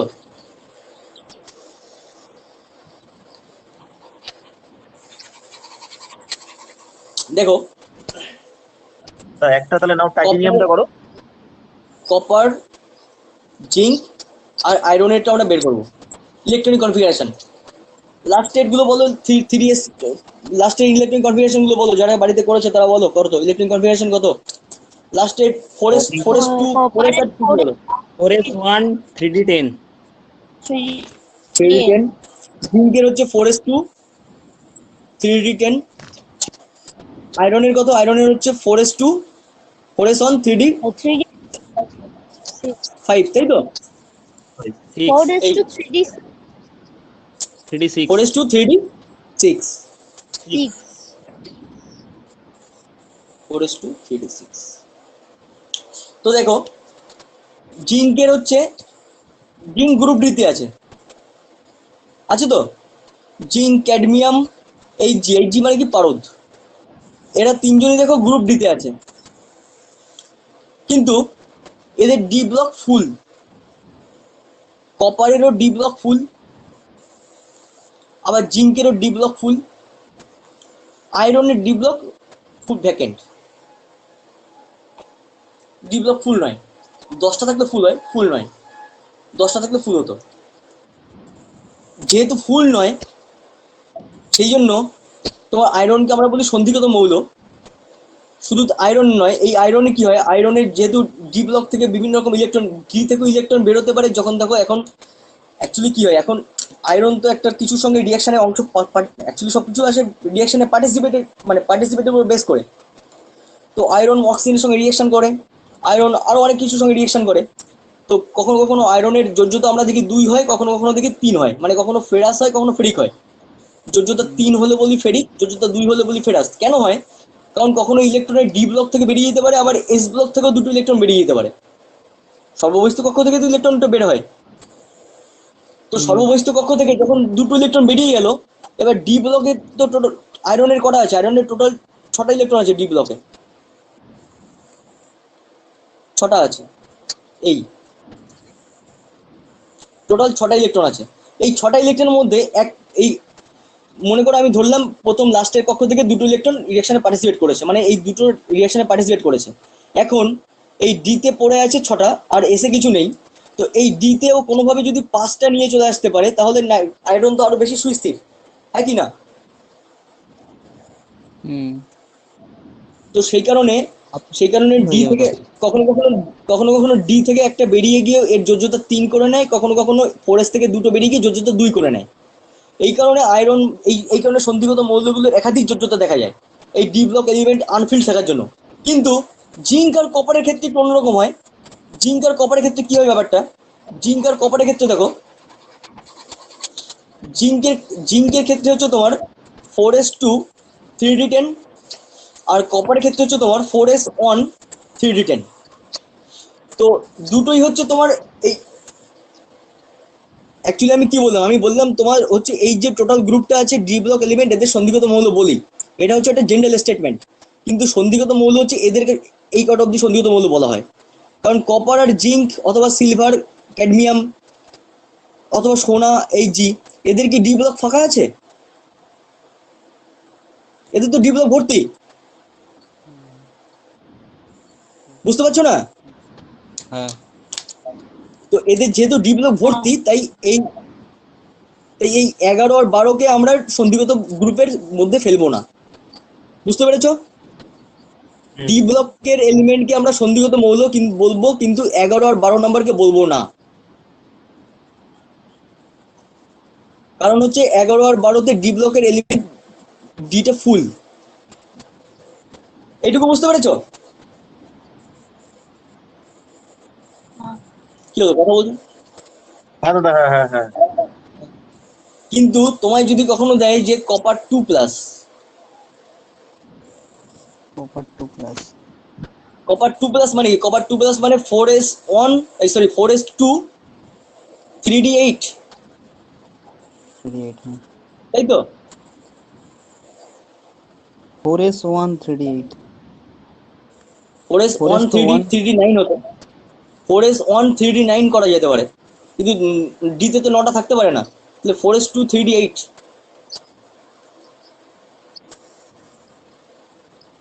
10 একে 11, 8 আর 2 10। কি হবে বলো বলো বলো, কি হবে? প্লাস মানে তো 27। হ্যাঁ, কপার 2+ এর অ্যাটমিক স্ট্রাকচার কি হবে? 4s এ কটা হবে? 4s আচ্ছা 2 4s on 3d8 3d7। কেন? 4s on 3d8 নয়, 4s1 9 3d8, হ্যাঁ হচ্ছে 28 হয়ে যাচ্ছে না? হ্যাঁ, তো ঠিকই তো আছে। কপারের কত ছিল? তোমরাই তো বললে কপারের ছিল 4s on 3d10, 30। 4s1 3d8, দুটো বেরোলে 3d8 হবে তো। হ্যাঁ 3d8ই তো হয়েছে, এই তো। ঠিক আছে, হ্যাঁ তো এখানে কি হচ্ছে, এখানে তোমার কপারের যখন 3d কপার 2+ হয়ে গেল, তো তখন এর কি হচ্ছে, এর ডি এলিমেন্ট ডি তখন কি ব্লক হচ্ছে? ডি এলিমেন্ট তখন ডি এলিমেন্ট তখন আর ফুলফিল নয়, নয় তো? এর ডি এলিমেন্ট কি ফুলফিল আছে? নেই তো, না, ডিতে তো ভ্যাকেন্ট ফাঁকা, আছে। ভ্যাকেন্ট আছে। সেই জন্য তোমাকে পরীক্ষা এটা কোশ্চেন করে যে কপার, মনে করে কোশ্চেন দিয়েছে নিচের কোনগুলি সন্ধিগত মৌল, নিচের কোনগুলো সন্ধিগত মৌল অপশন দিয়েছে কপার, সরি কপার, কপার 2+ আর জিঙ্ক। কোনটি সন্ধিগত মৌল হবে? কপারও হবে না, 2+, জিঙ্ক হবে না, কিন্তু কপার 2+ হবে। কপার 2+ কেন হবে? যেহেতু এর ডি ব্লকটা ভ্যাকেন্ট আছে, এটা ভ্যাকেন্ট আছে। কিন্তু জিঙ্ক 2+ অথবা ক্যাডমিয়াম, সরি ক্যাডমিয়াম, ক্যাডমিয়াম 2+ অথবা তোমার Hg2+, এরা কখনো সন্ধিগত মৌল হতে পারে না। কারণ এখান থেকে জিঙ্কের যদি তুমি 2+ করো, ওর 4s থেকে দুটো ইলেকট্রন বেরিয়ে যায়, 4s থেকে দুটো ও বেরিয়ে যাবে, হ্যাঁ 3d10ই পড়ে থাকে, 3d10ই পড়ে থাকে, জাস্ট 4s থেকে দুটো ইলেকট্রন বেরিয়ে যায়। বুঝতে পেরেছো? হ্যাঁ আচ্ছা, নেক্সট লেখো, এই যে কপার, সিলভার, Au, এদেরকে আমরা বলি কয়েন্স মেটাল। তামা, সোনা, তামা, রূপা, সোনা, এদেরকে কয়েন্স মেটাল বলা হয়। কপার, Ag, Au, এদেরকে আমরা বলি coins metal, coins metal, coins metal বা বরধাতু বলে অনেকে, বাংলা লেখা থেকে বরধাতু বা কয়েন্স মেটাল। এদেরকে আমরা, হ্যাঁ বরধাতু বলা হয় বা কয়েন্স মেটালও বলা হয়। এদেরকে আমরা বরধাতু বলি অথবা কয়েন্স মেটালও বলি, এই তিনটেকে। এই তিনটেকে। তো তোমাকে যদি পরীক্ষায় জিজ্ঞেস করে যে সোনার পারমাণবিক গুরুত্ব কত, এটা খুবই কমন কোশ্চেন, সোনার পারমাণবিক গুরুত্ব পরীক্ষায় জিজ্ঞেস করে, কি করে বলবে? কপারেটর তো মুখস্থ করেছো, 29। তো 29-এর সঙ্গে 32, যোগ করে, 29-এর হ্যাঁ সঙ্গে 18 যোগ করলে তুমি কত পাবে? 18 যোগ করলে সিলভারের পাবে, সিলভারের সঙ্গে 32 যোগ করলে সোনার পাবে। বুঝতে পেরেছো কি করে মনে রাখবে? হুম হুম হুম। আর মনে রাখবে কপার, সিলভার, এই এরা পরপর থাকে, এরকম করে মনে রাখবে, আর এদের ডিফারেন্সটা মনে রাখবে। ক্লিয়ার তো? আচ্ছা, এই পর্যায় সারণীর সব থেকে লাইটেস্ট মেটাল কোনটা? লিথিয়াম, লাইটেস্ট মেটাল বা সব থেকে হালকা ধাতু। লাইটেস্ট মেটাল, হালকা ধাতু।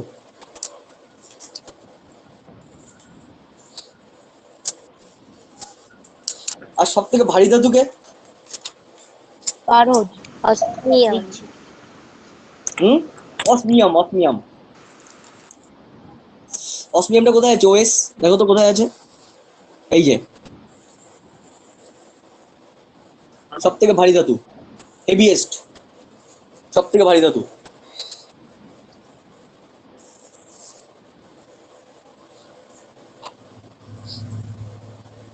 লিখে নিয়েছো তো?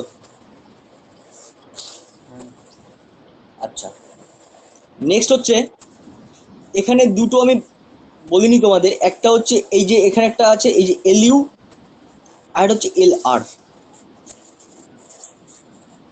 এই দুটো অ্যাকচুয়ালি কি? এই দুটো হচ্ছে এই দুটো, এটা হচ্ছে সব এফ ব্লকের এলিমেন্ট, এফ প্লাস ডি, এটা সব F plus D block element.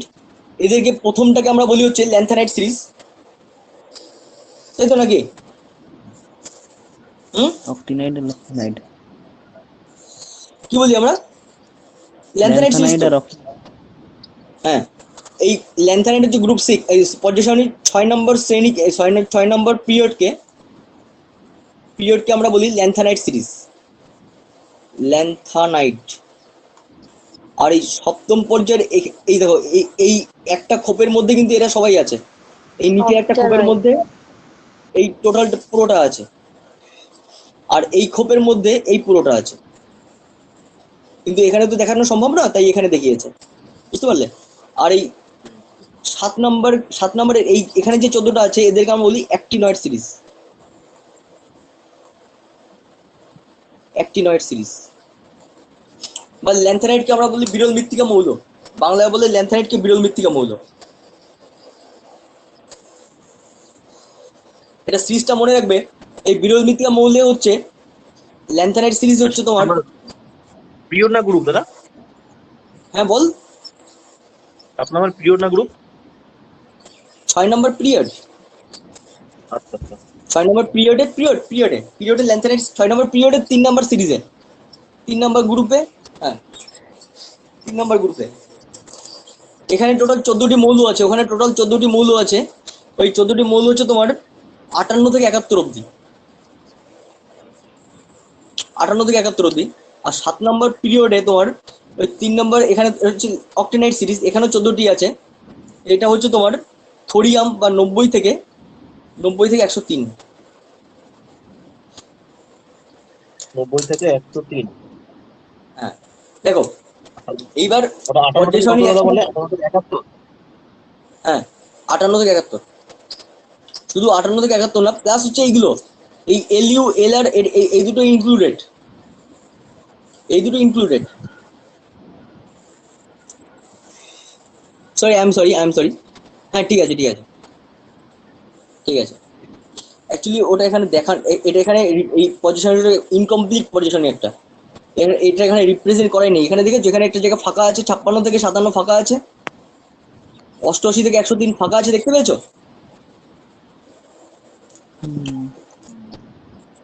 এটা একটু কারেকশন করে নাও, এটা তোমার 89 থেকে 103, 89 থেকে 103, একটু কারেকশন করে নাও। এটা 57 থেকে 71, তাহলে উপরেরটা আর এটা 57 থেকে, 57 হ্যাঁ। এটা কারেকশন করো 57 থেকে 71 অব্দি। আর এটা হচ্ছে 89 থেকে 103 অব্দি।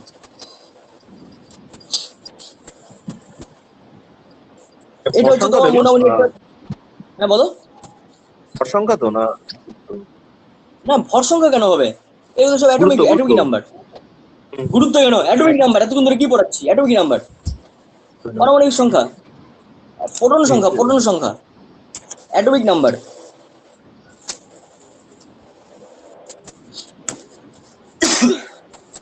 আচ্ছা, তো পেজটাকে আমি একটু ক্লিয়ার করে দিচ্ছি, পেজটাকে আমি একটু পরিষ্কার করে দিচ্ছি।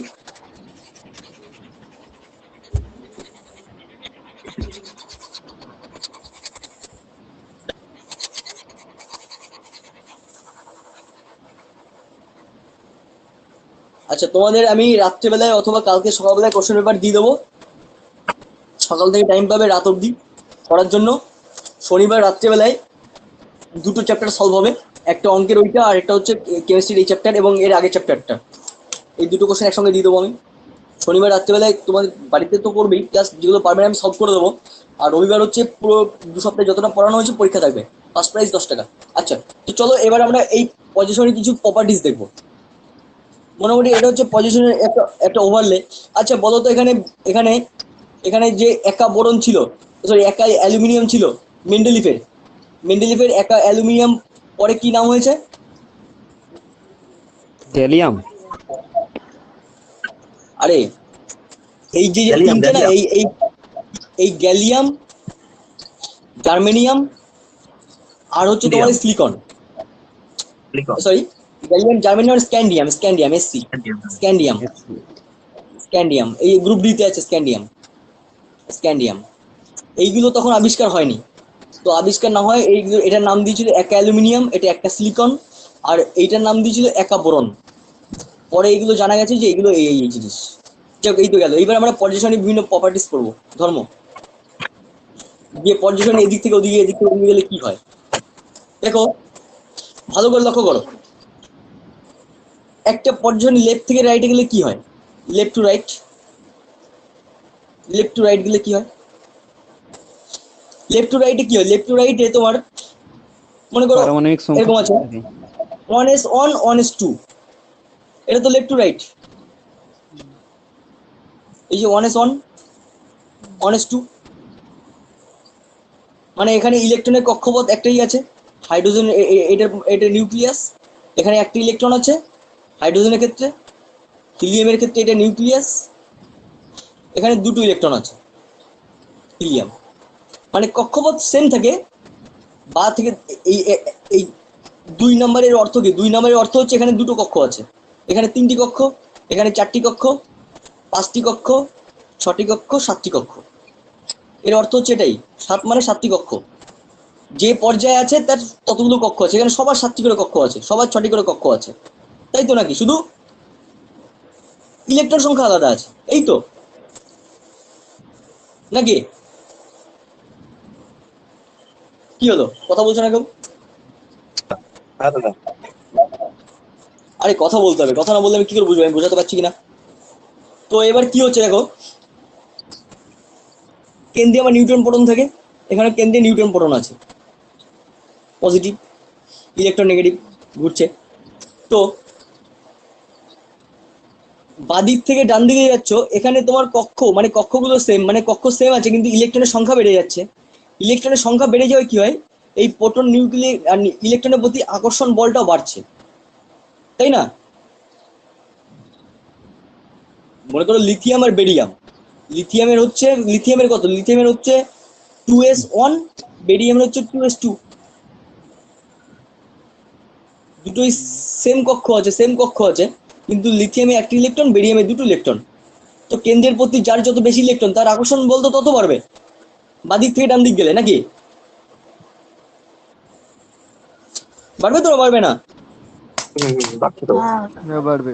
তো আকর্ষণ ক্ষমতা যদি বাড়ে তাহলে কি হবে? এইগুলো যত বাদিক থেকে ডান দিক যাবো আকর্ষণ ক্ষমতা বাড়ছে, তার মানে বেশি অ্যাট্রাক্ট করছে, মানে বেশি ছোট হয়ে যাচ্ছে। এই জন্য বাদিক থেকে ডান দিকে গেলে রেডিয়াস ক্রমাগত ছোট হয়ে যায়, ব্যাসার্ধ ছোট হয়ে যায়।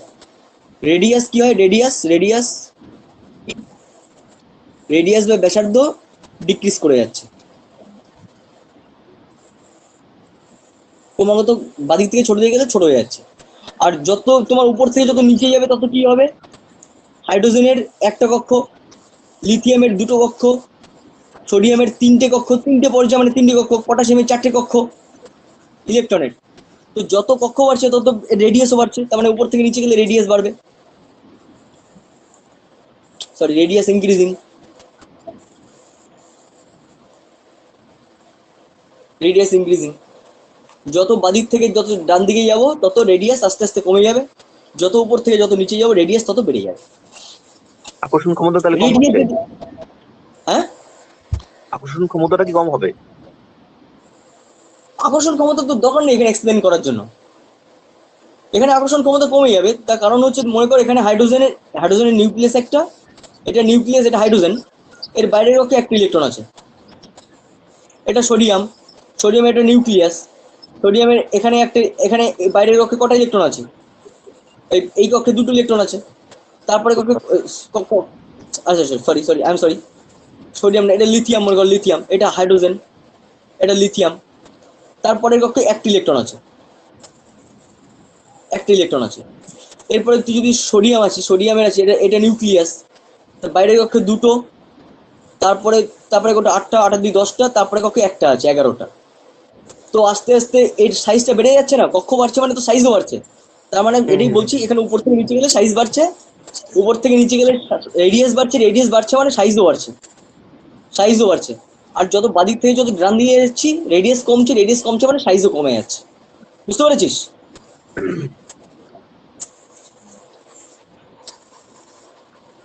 বুঝতে পেরেছো সবাই? হ্যাঁ দাদা। হ্যাঁ। হ্যাঁ। মেটালিক প্রপার্টি কি হয়? মেটালিক প্রপার্টি বা ধাতু, যত আমি এদিকে যাব তত ধাতুর ধর্ম তত কমে যাবে। কারণ সোডিয়াম ধাতু, ম্যাগনেসিয়াম ধাতু, অ্যালুমিনিয়াম ধাতু, সিলিকন দেখো অধাতু, ফসফরাস অধাতু, সালফার অধাতু, গ্যাস। যত বাদিক থেকে ডান দিকে যাবো ধাতুর ধর্ম তত কমে যাবে। আবার যত উপর থেকে যত নিচে যাবো ধাতুর ধর্ম তত বেড়ে যাবে। এই রেডিয়াস আর মেটালিক প্রপার্টি একমাত্র বাদিক থেকে ডান দিকে গেলে কমে যায়, আর উপর থেকে নিচে গেলে বেড়ে যায়। আর যত প্রপার্টি বলবো সবাই বেড়ে যায়, দেখবে এখন এক্সপ্লেন করলে বুঝতে পারবে। আচ্ছা, তো বলো তো সব থেকে কঠিন, সব থেকে ধাতুর প্রপার্টি সব থেকে বেশি কার হবে?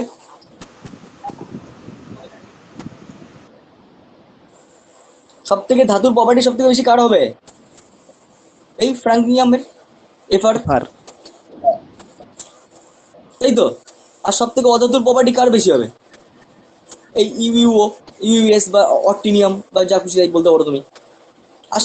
ওটা পরে আসছি।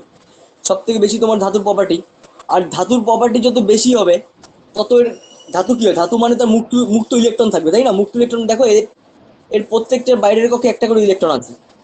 এই গ্রুপের সবার বাইরের কক্ষে একটা করে ইলেকট্রন, এই গ্রুপের সবার বাইরের কক্ষে দুটো করে ইলেকট্রন, এই গ্রুপের সবার বাইরের কক্ষে 3টে করে ইলেকট্রন, এই গ্রুপের সবার বাইরের কক্ষে কটা? 3টি, এদের 4টি, এদের 5টি, এদের 6টি, এদের 7টি, এদের 8টি বাইরের কক্ষে ইলেকট্রন।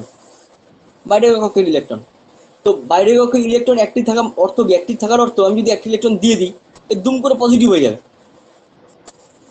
তাই তো?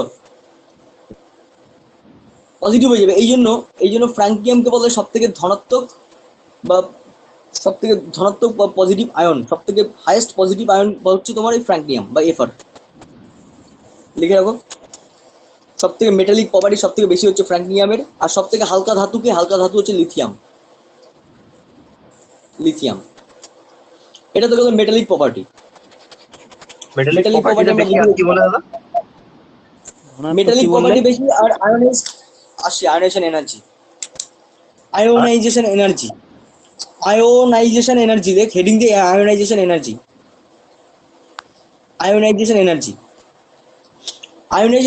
কাকে বলছে? আয়োনাইজেশন এনার্জি বলছে যে যত তাড়াতাড়ি তার বাইরের কক্ষে ইলেকট্রন দান করতে পারবে,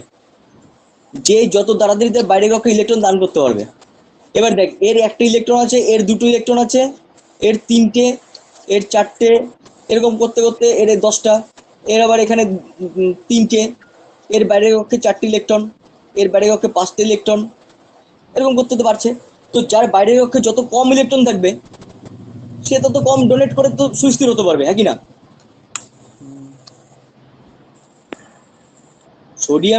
সোডিয়ামের হচ্ছে 1s2 2s2 2p6, সরি 11 2 10, হ্যাঁ 3s1। আর একটা তো এই 3s1।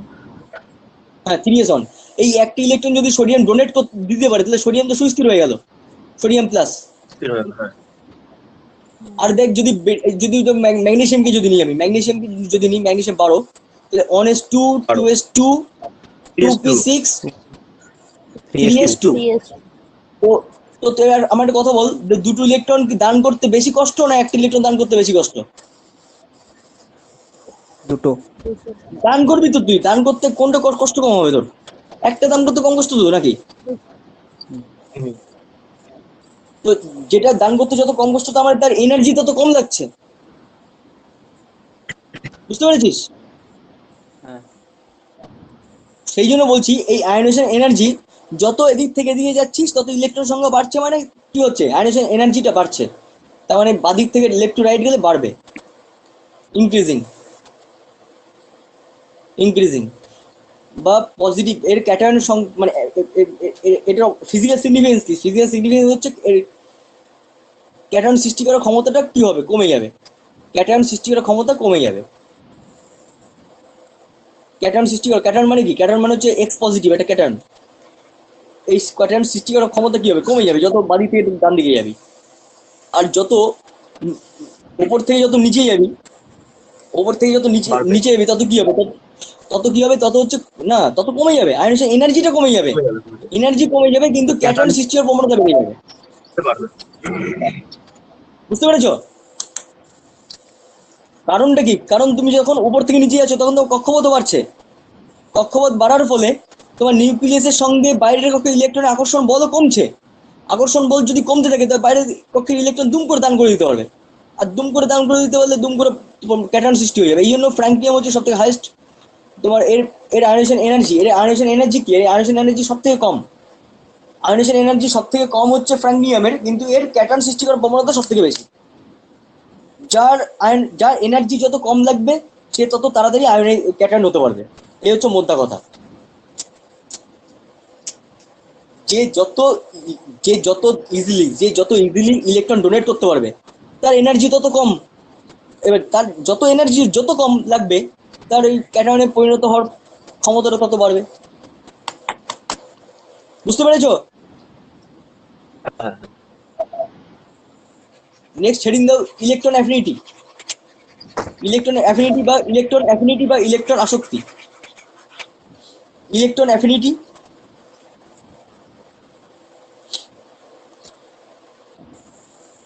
ইলেকট্রন অ্যাফিনিটি আর হচ্ছে ইলেকট্রন নেগেটিভিটি।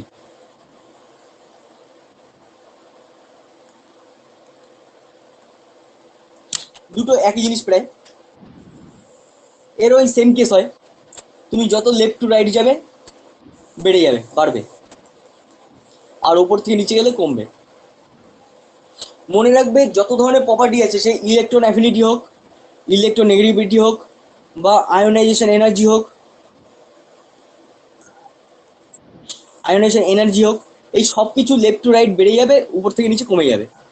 শুধুমাত্র রেডিয়াস আর মেটালিক প্রপার্টি, এই দুটো হচ্ছে লেফট থেকে রাইটে গেলে কমে যায়। এই দুটো বাদে রেডিয়াস আর হচ্ছে মেটালিক প্রপার্টি এই দুটো বাদে হচ্ছে, আর যত প্রপার্টি আছে সবাই লেফট টু রাইট গেলে বেড়ে যায়।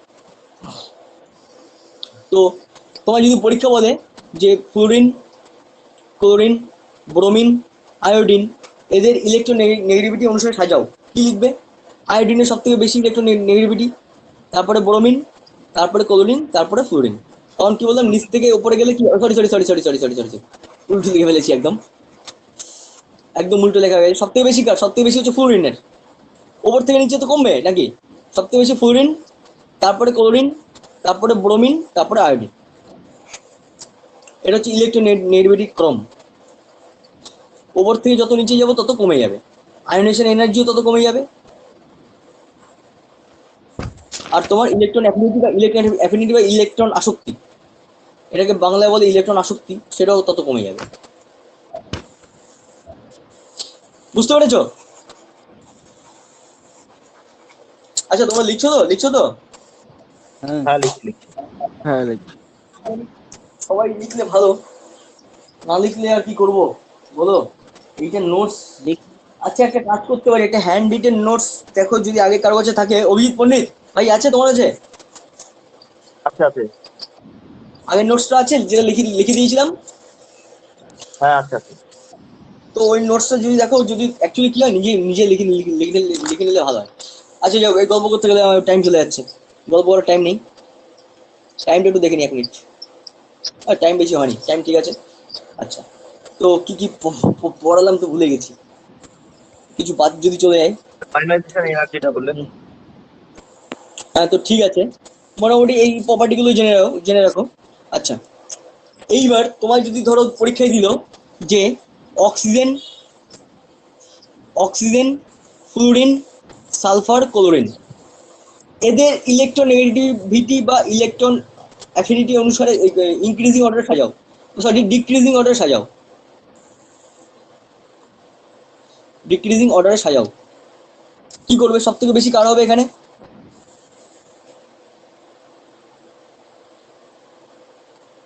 বাদিক থেকে ডান দিকে গেলে কি হয়? ইলেকট্রন নেগেটিভিটি বেড়ে যায়, তাই তো? বাড়ে। হ্যাঁ হ্যাঁ হ্যাঁ। আর ওপর থেকে নিচে গেলে কমে। তাহলে তুমি ওপর থেকে নিচে কমে, তার মানে যদি ওপর থেকে নিচে কমে বলে, তাহলে এটা তো ঠিক যে অক্সিজেন ফ্লোরিন বেশি হবে, সালফার এই এই এই- এই দুটো থেকে এই দুটো তো বেশি হবে, ওপর থেকে নিচে কমে যাচ্ছে। তাহলে সব থেকে বেশি এখানে কার হবে? সব থেকে বেশি হবে ফ্লোরিন। ক্লোরিন। তারপরে কার হবে? অক্সিজেন।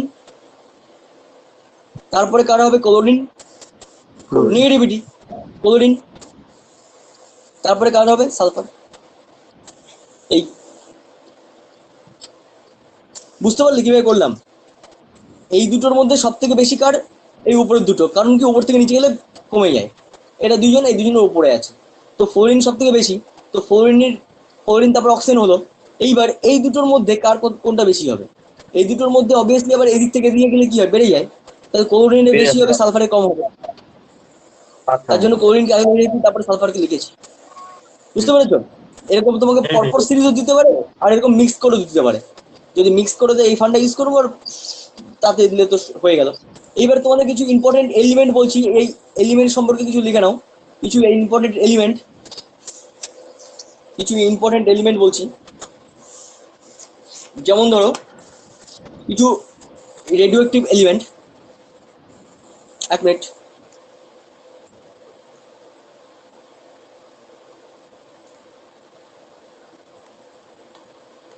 হুম, ঠিক আছে।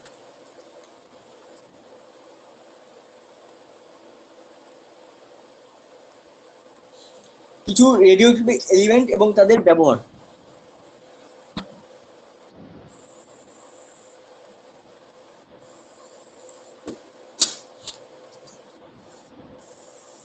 আচ্ছা, সোমবার তোমাদের পড়াবো হচ্ছে বায়োলজি।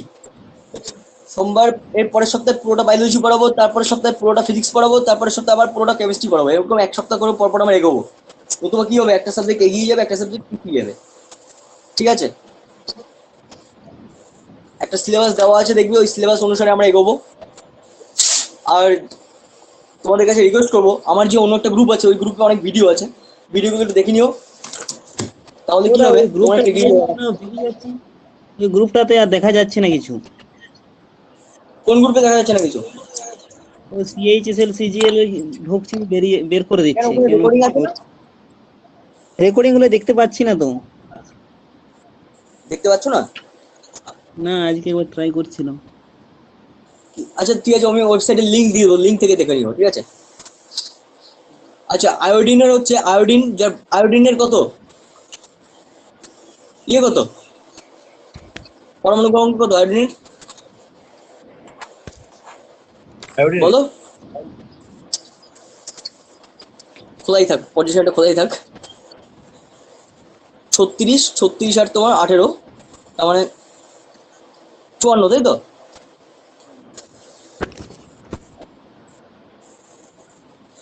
সরি, 17, 17, 35, 17, এটা 36, এটা 35, এটা 53 84, 53। 53, 53, 53। আর এর ভর সংখ্যা হচ্ছে, এর ভর সংখ্যা বিভিন্ন রকম হতে পারে, কিন্তু আয়োডিনের একটা আইসোটোপ যার ভর সংখ্যা হচ্ছে 131। এইটা ইউজ করা হয় হচ্ছে তোমার, লিখে রাখো, এটা আমরা ইউজ করি তোমার থাইরয়েড, মানে থাইরয়েড ঠিক করার জন্য। থাইরয়েড ট্রিটমেন্টের জন্য, for treatment thyroid, for thyroid treatment, thyroid treatment, treatment. আর আয়োডিন তোমার 132, এটা ইউজ করা হয় তোমার ব্রেন ইমেজিং এর জন্য।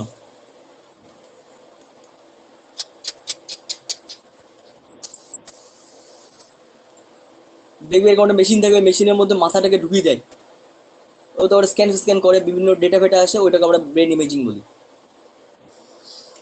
জাস্ট ইম্পর্টেন্ট অল্প কিছু আছে, বেশি নেই।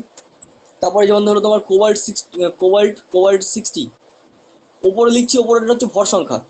কোবাল্ট 60 আমরা ইউজ করি হচ্ছে তোমার ফর ক্যান্সার। তারপরে যেমন তোমার সোডিয়াম 24, সোডিয়ামের এমনি কত 11, সোডিয়াম 24, এটা ইউজ করা হচ্ছে তোমার তোমার রক্তে, রক্তে ইয়ে জানার জন্য, রক্তে লবণের ভাগ জানার জন্য। তো লিখতে পারো ফর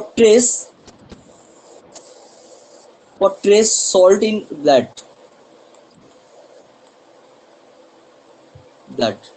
আর হচ্ছে তোমার ফসফরাস 32 ইউজ করা হচ্ছে তোমার লিউকেমিয়া থেরাপির জন্য, বা রক্তাল্পতা না কি বলে বেশ ওটাকে বাংলায়, লিউকেমিয়া থেরাপির জন্য, লিউকেমিয়া। কার্বন 14 আমরা জানি কেন ইউজ করা হয়। কার্বন ওই ডেটিং বলো। কোনো নতুন ঐতিহাসিক কোনো ব্যাপার না, এটা জীবাশ্ম স্টাডি, তাই তো? জীবাশ্ম study, হ্যাঁ।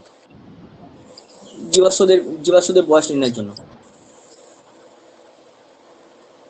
তো এই জাস্ট মোটামুটি, এরপরে আরো অনেক আছে, আমি তোমাদের দিয়ে দেবো।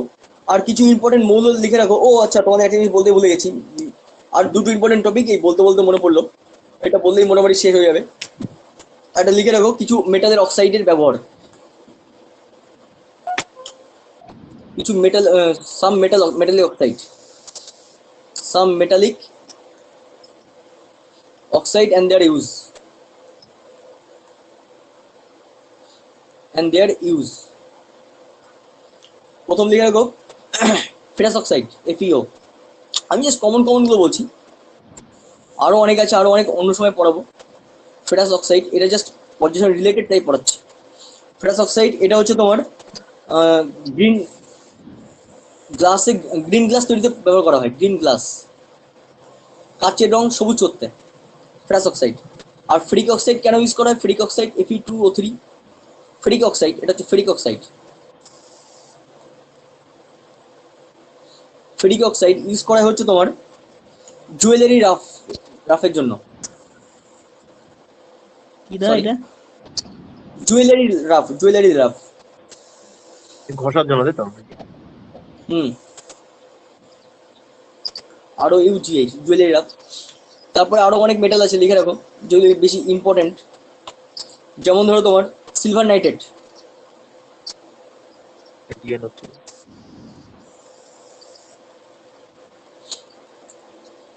সিলভার নাইট্রেটের মুখস্থ করবে কত, সিলভারের কত বলো? কপারের কত, কপারের 30, তাহলে সিলভারের কত হবে? 58, তাই তো নাকি? কপার, সিলভার আর AU, এটা তো কয়েন্স মেটাল, পরপর থাকে। কপারের 30, জিঙ্কের 31। একটু কি তো পড়লাম, ভুলে গেছে।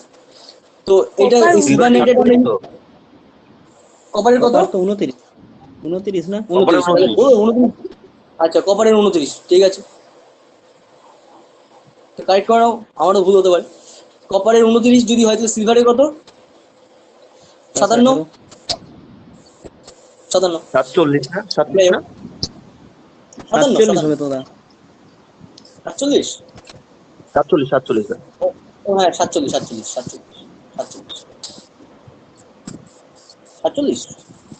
হ্যাঁ দাদা, 47। হ্যাঁ, 47। হ্যাঁ, ঠিক আছে। তো সিলভার নাইট্রেট আমরা ইউজ করি হচ্ছে পেপার ইঙ্কের জন্য, পেপার ইঙ্ক। এটাকে লুনার কস্টিকও বলে, এর আরেক নাম হচ্ছে লুনার কস্টিক।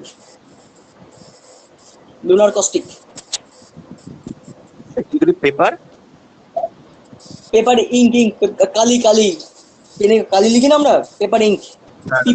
পেপার ইঙ্ক, বা তোমরা বলতে পারো যে কালি প্রস্তুতে ব্যবহার করা হয়, ইঙ্ক প্রস্তুতে। সিলভার আয়োডিনের কত? AgI। আচ্ছা, এটা হচ্ছে আর্টিফিশিয়াল রেন।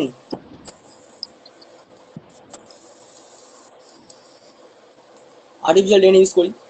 আর লিখে রাখো ক্যানামেল বা HgCl2, সরি ক্যানামেল না, এটা হচ্ছে mercurous chloride, sorry mercuric chloride, mercurous নয় মার্কিউরিক ক্লোরাইড। এটা হচ্ছে অ্যাজ এ পয়জন ইউজ করা হয়। আর লিখে রাখো H2O2, এটি একটি অক্সিডাইজিং এজেন্ট। পরে পড়িয়ে দেবো অক্সিডাইজিং এজেন্ট কি জিনিস, পরে পড়িয়ে দেবো।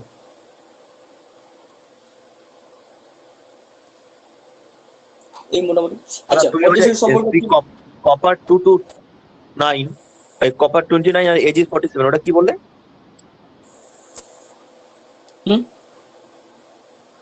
হ্যালো, এটা তো কিছু বলিনি, এটা জাস্ট বলেছি কপারে জিজ্ঞেস করেছি কত, কি করে মনে আচ্ছা, করবে, ঠিক বের আছে। করবে তাড়াতাড়ি কাজ হবে। আচ্ছা ঠিক আচ্ছা, আছে। মেটালয়েড কিছু মেটালয়েডের এক্সাম্পল দাও।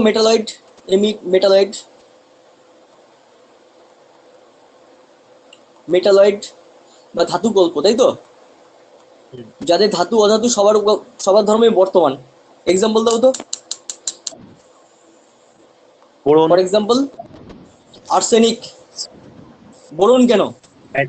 এই অ্যান্টিমনি, আর্সেনিক, অ্যান্টিমনি, আর কি? জার্মেনিয়াম। জার্মেনিয়াম কি হবে? Germanium, selenium. হ্যাঁ, এইসব এটা সব মেটালয়েড। টোটাল কটা মেটালয়েড আছে বলেছি? টোটাল কটা মেটালয়েড? 7টি, তাই তো? টোটাল 7টি মেটালয়েড আছে। আচ্ছা, যাই হোক, নেক্সট ইম্পর্টেন্ট টপিক হচ্ছে ভ্যালেন্সি, যোজ্যতা। এটা পড়লেই মোটামুটি কমপ্লিট। যোজ্যতা বলেছিলাম, যোজ্যতা। এরপরে টপিক হবে তোমাদের কেমিস্ট্রিতে রাসায়নিক সমীকরণ, ওই চ্যাপ্টারটা হবে। ভ্যালেন্সি খুবই সহজ, যোজ্যতা বা ভ্যালেন্সি।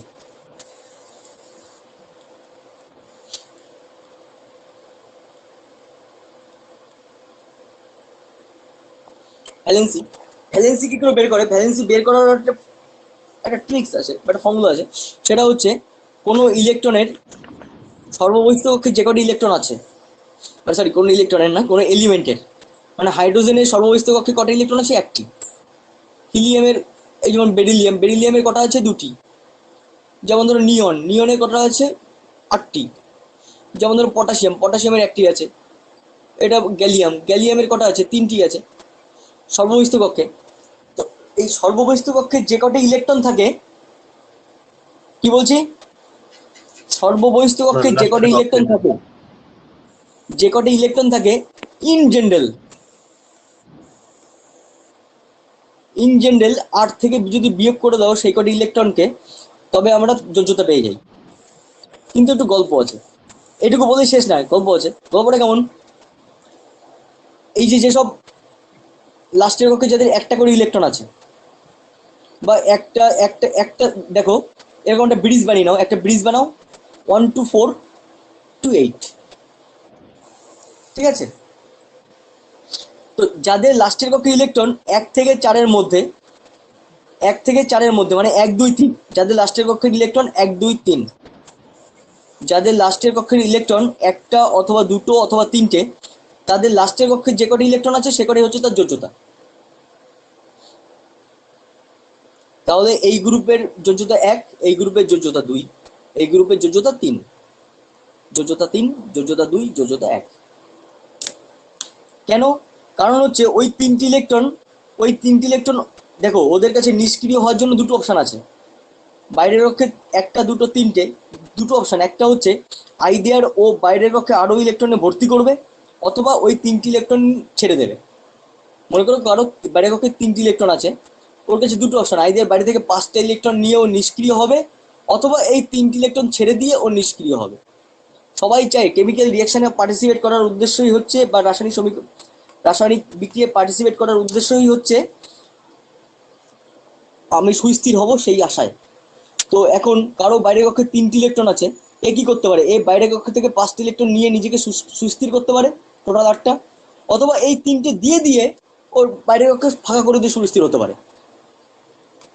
তো এটা তো আমাদের কমন সেন্স যে 3টি ইলেকট্রন নেওয়ার, এই 5টি ইলেকট্রন নেওয়ার থেকে 5 ইলেকট্রন নিতে যত এনার্জি লাগবে তার থেকে 3টি ইলেকট্রন ছেড়ে দিতে কম এনার্জি লাগবে। এটা তো কমন সেন্স।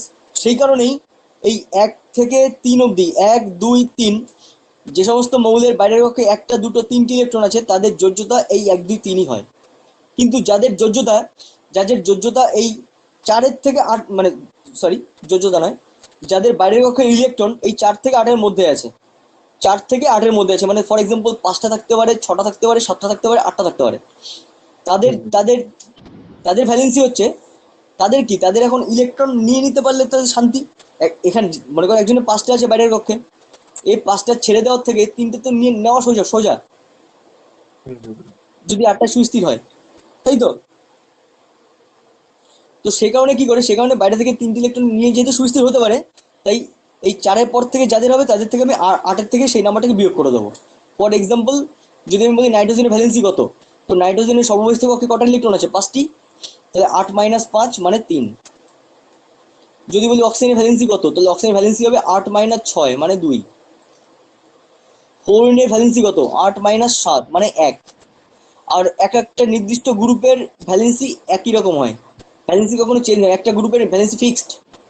এই টোটাল গ্রুপের ভ্যালেন্সি 1, এই টোটাল গ্রুপের ভ্যালেন্সি 2, এই টোটাল গ্রুপের ভ্যালেন্সি 3, এই টোটাল গ্রুপের ভ্যালেন্সি 4, এই টোটাল গ্রুপের ভ্যালেন্সি 3, এর 2, এর 1, আর এর হচ্ছে কত হবে? তাহলে 0, এর ভ্যালেন্সি যোজ্যতা 0।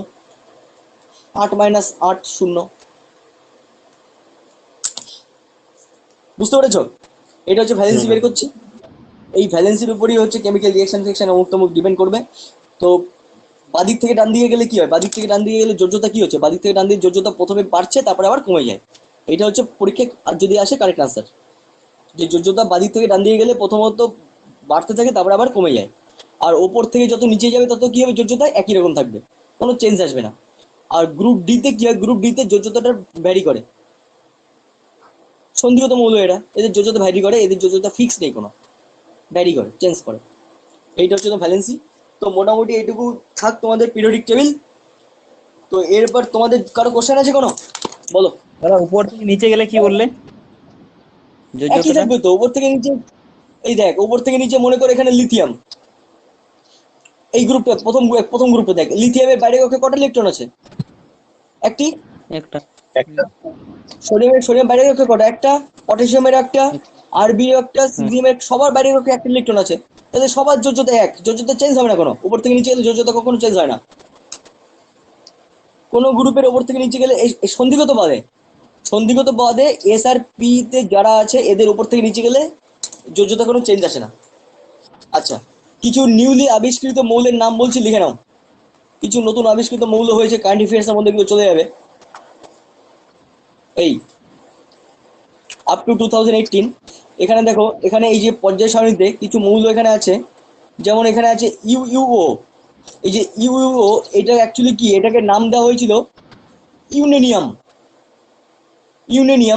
এই নামকরণ করা হচ্ছে আইইউপিএসসি ফুল ফর্ম তোমাদের আগে বলেছি আমি, international union for pure and applied chemistry. এরা এই নামকরণ করে। তো এই ইউরেনিয়াম এটা হচ্ছে একটা প্রেডিক্টেবল নাম ছিল, টেম্পোরারি নেম ছিল। দেখো এখানে লেখা আছে টেম্পোরারি নেম। এই নামটাকে এখন 2018 খ্রিস্টাব্দে এই 113, 115, 117, 118 এই 4টি নতুন মৌলের নামকরণ করেছে। এই নামকরণগুলো আগে ছিল, এদের নামকরণগুলো এই যে দেখো, এই যে ফাঁকা জায়গা দেখো, ইউটি, ইউইউজি, ইউইউপি, এরকম আছে না ইউ উপরে।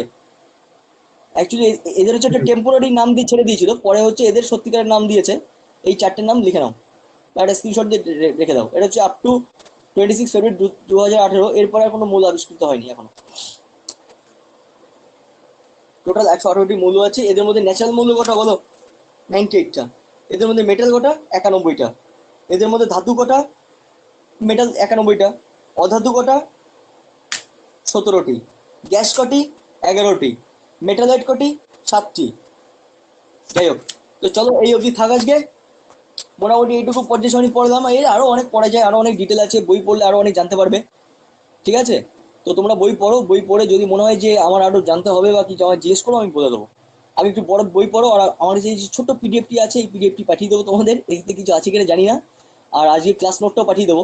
তো ক্লাস নোটে সবটা নেই, কিছু তো মুখের উপর দিয়ে চালিয়ে দিলাম। তো যেটা মুখে আছে সেটা মুখেই আছে, অন্য সব তো নেই। তো একটু তোমরা দেখে নিও। ঠিক আছে, চলো আমি রাখছি তাহলে। কারো কোনো আচ্ছা কোশ্চেন আছে? কোনো কোশ্চেন আছে কারো? না না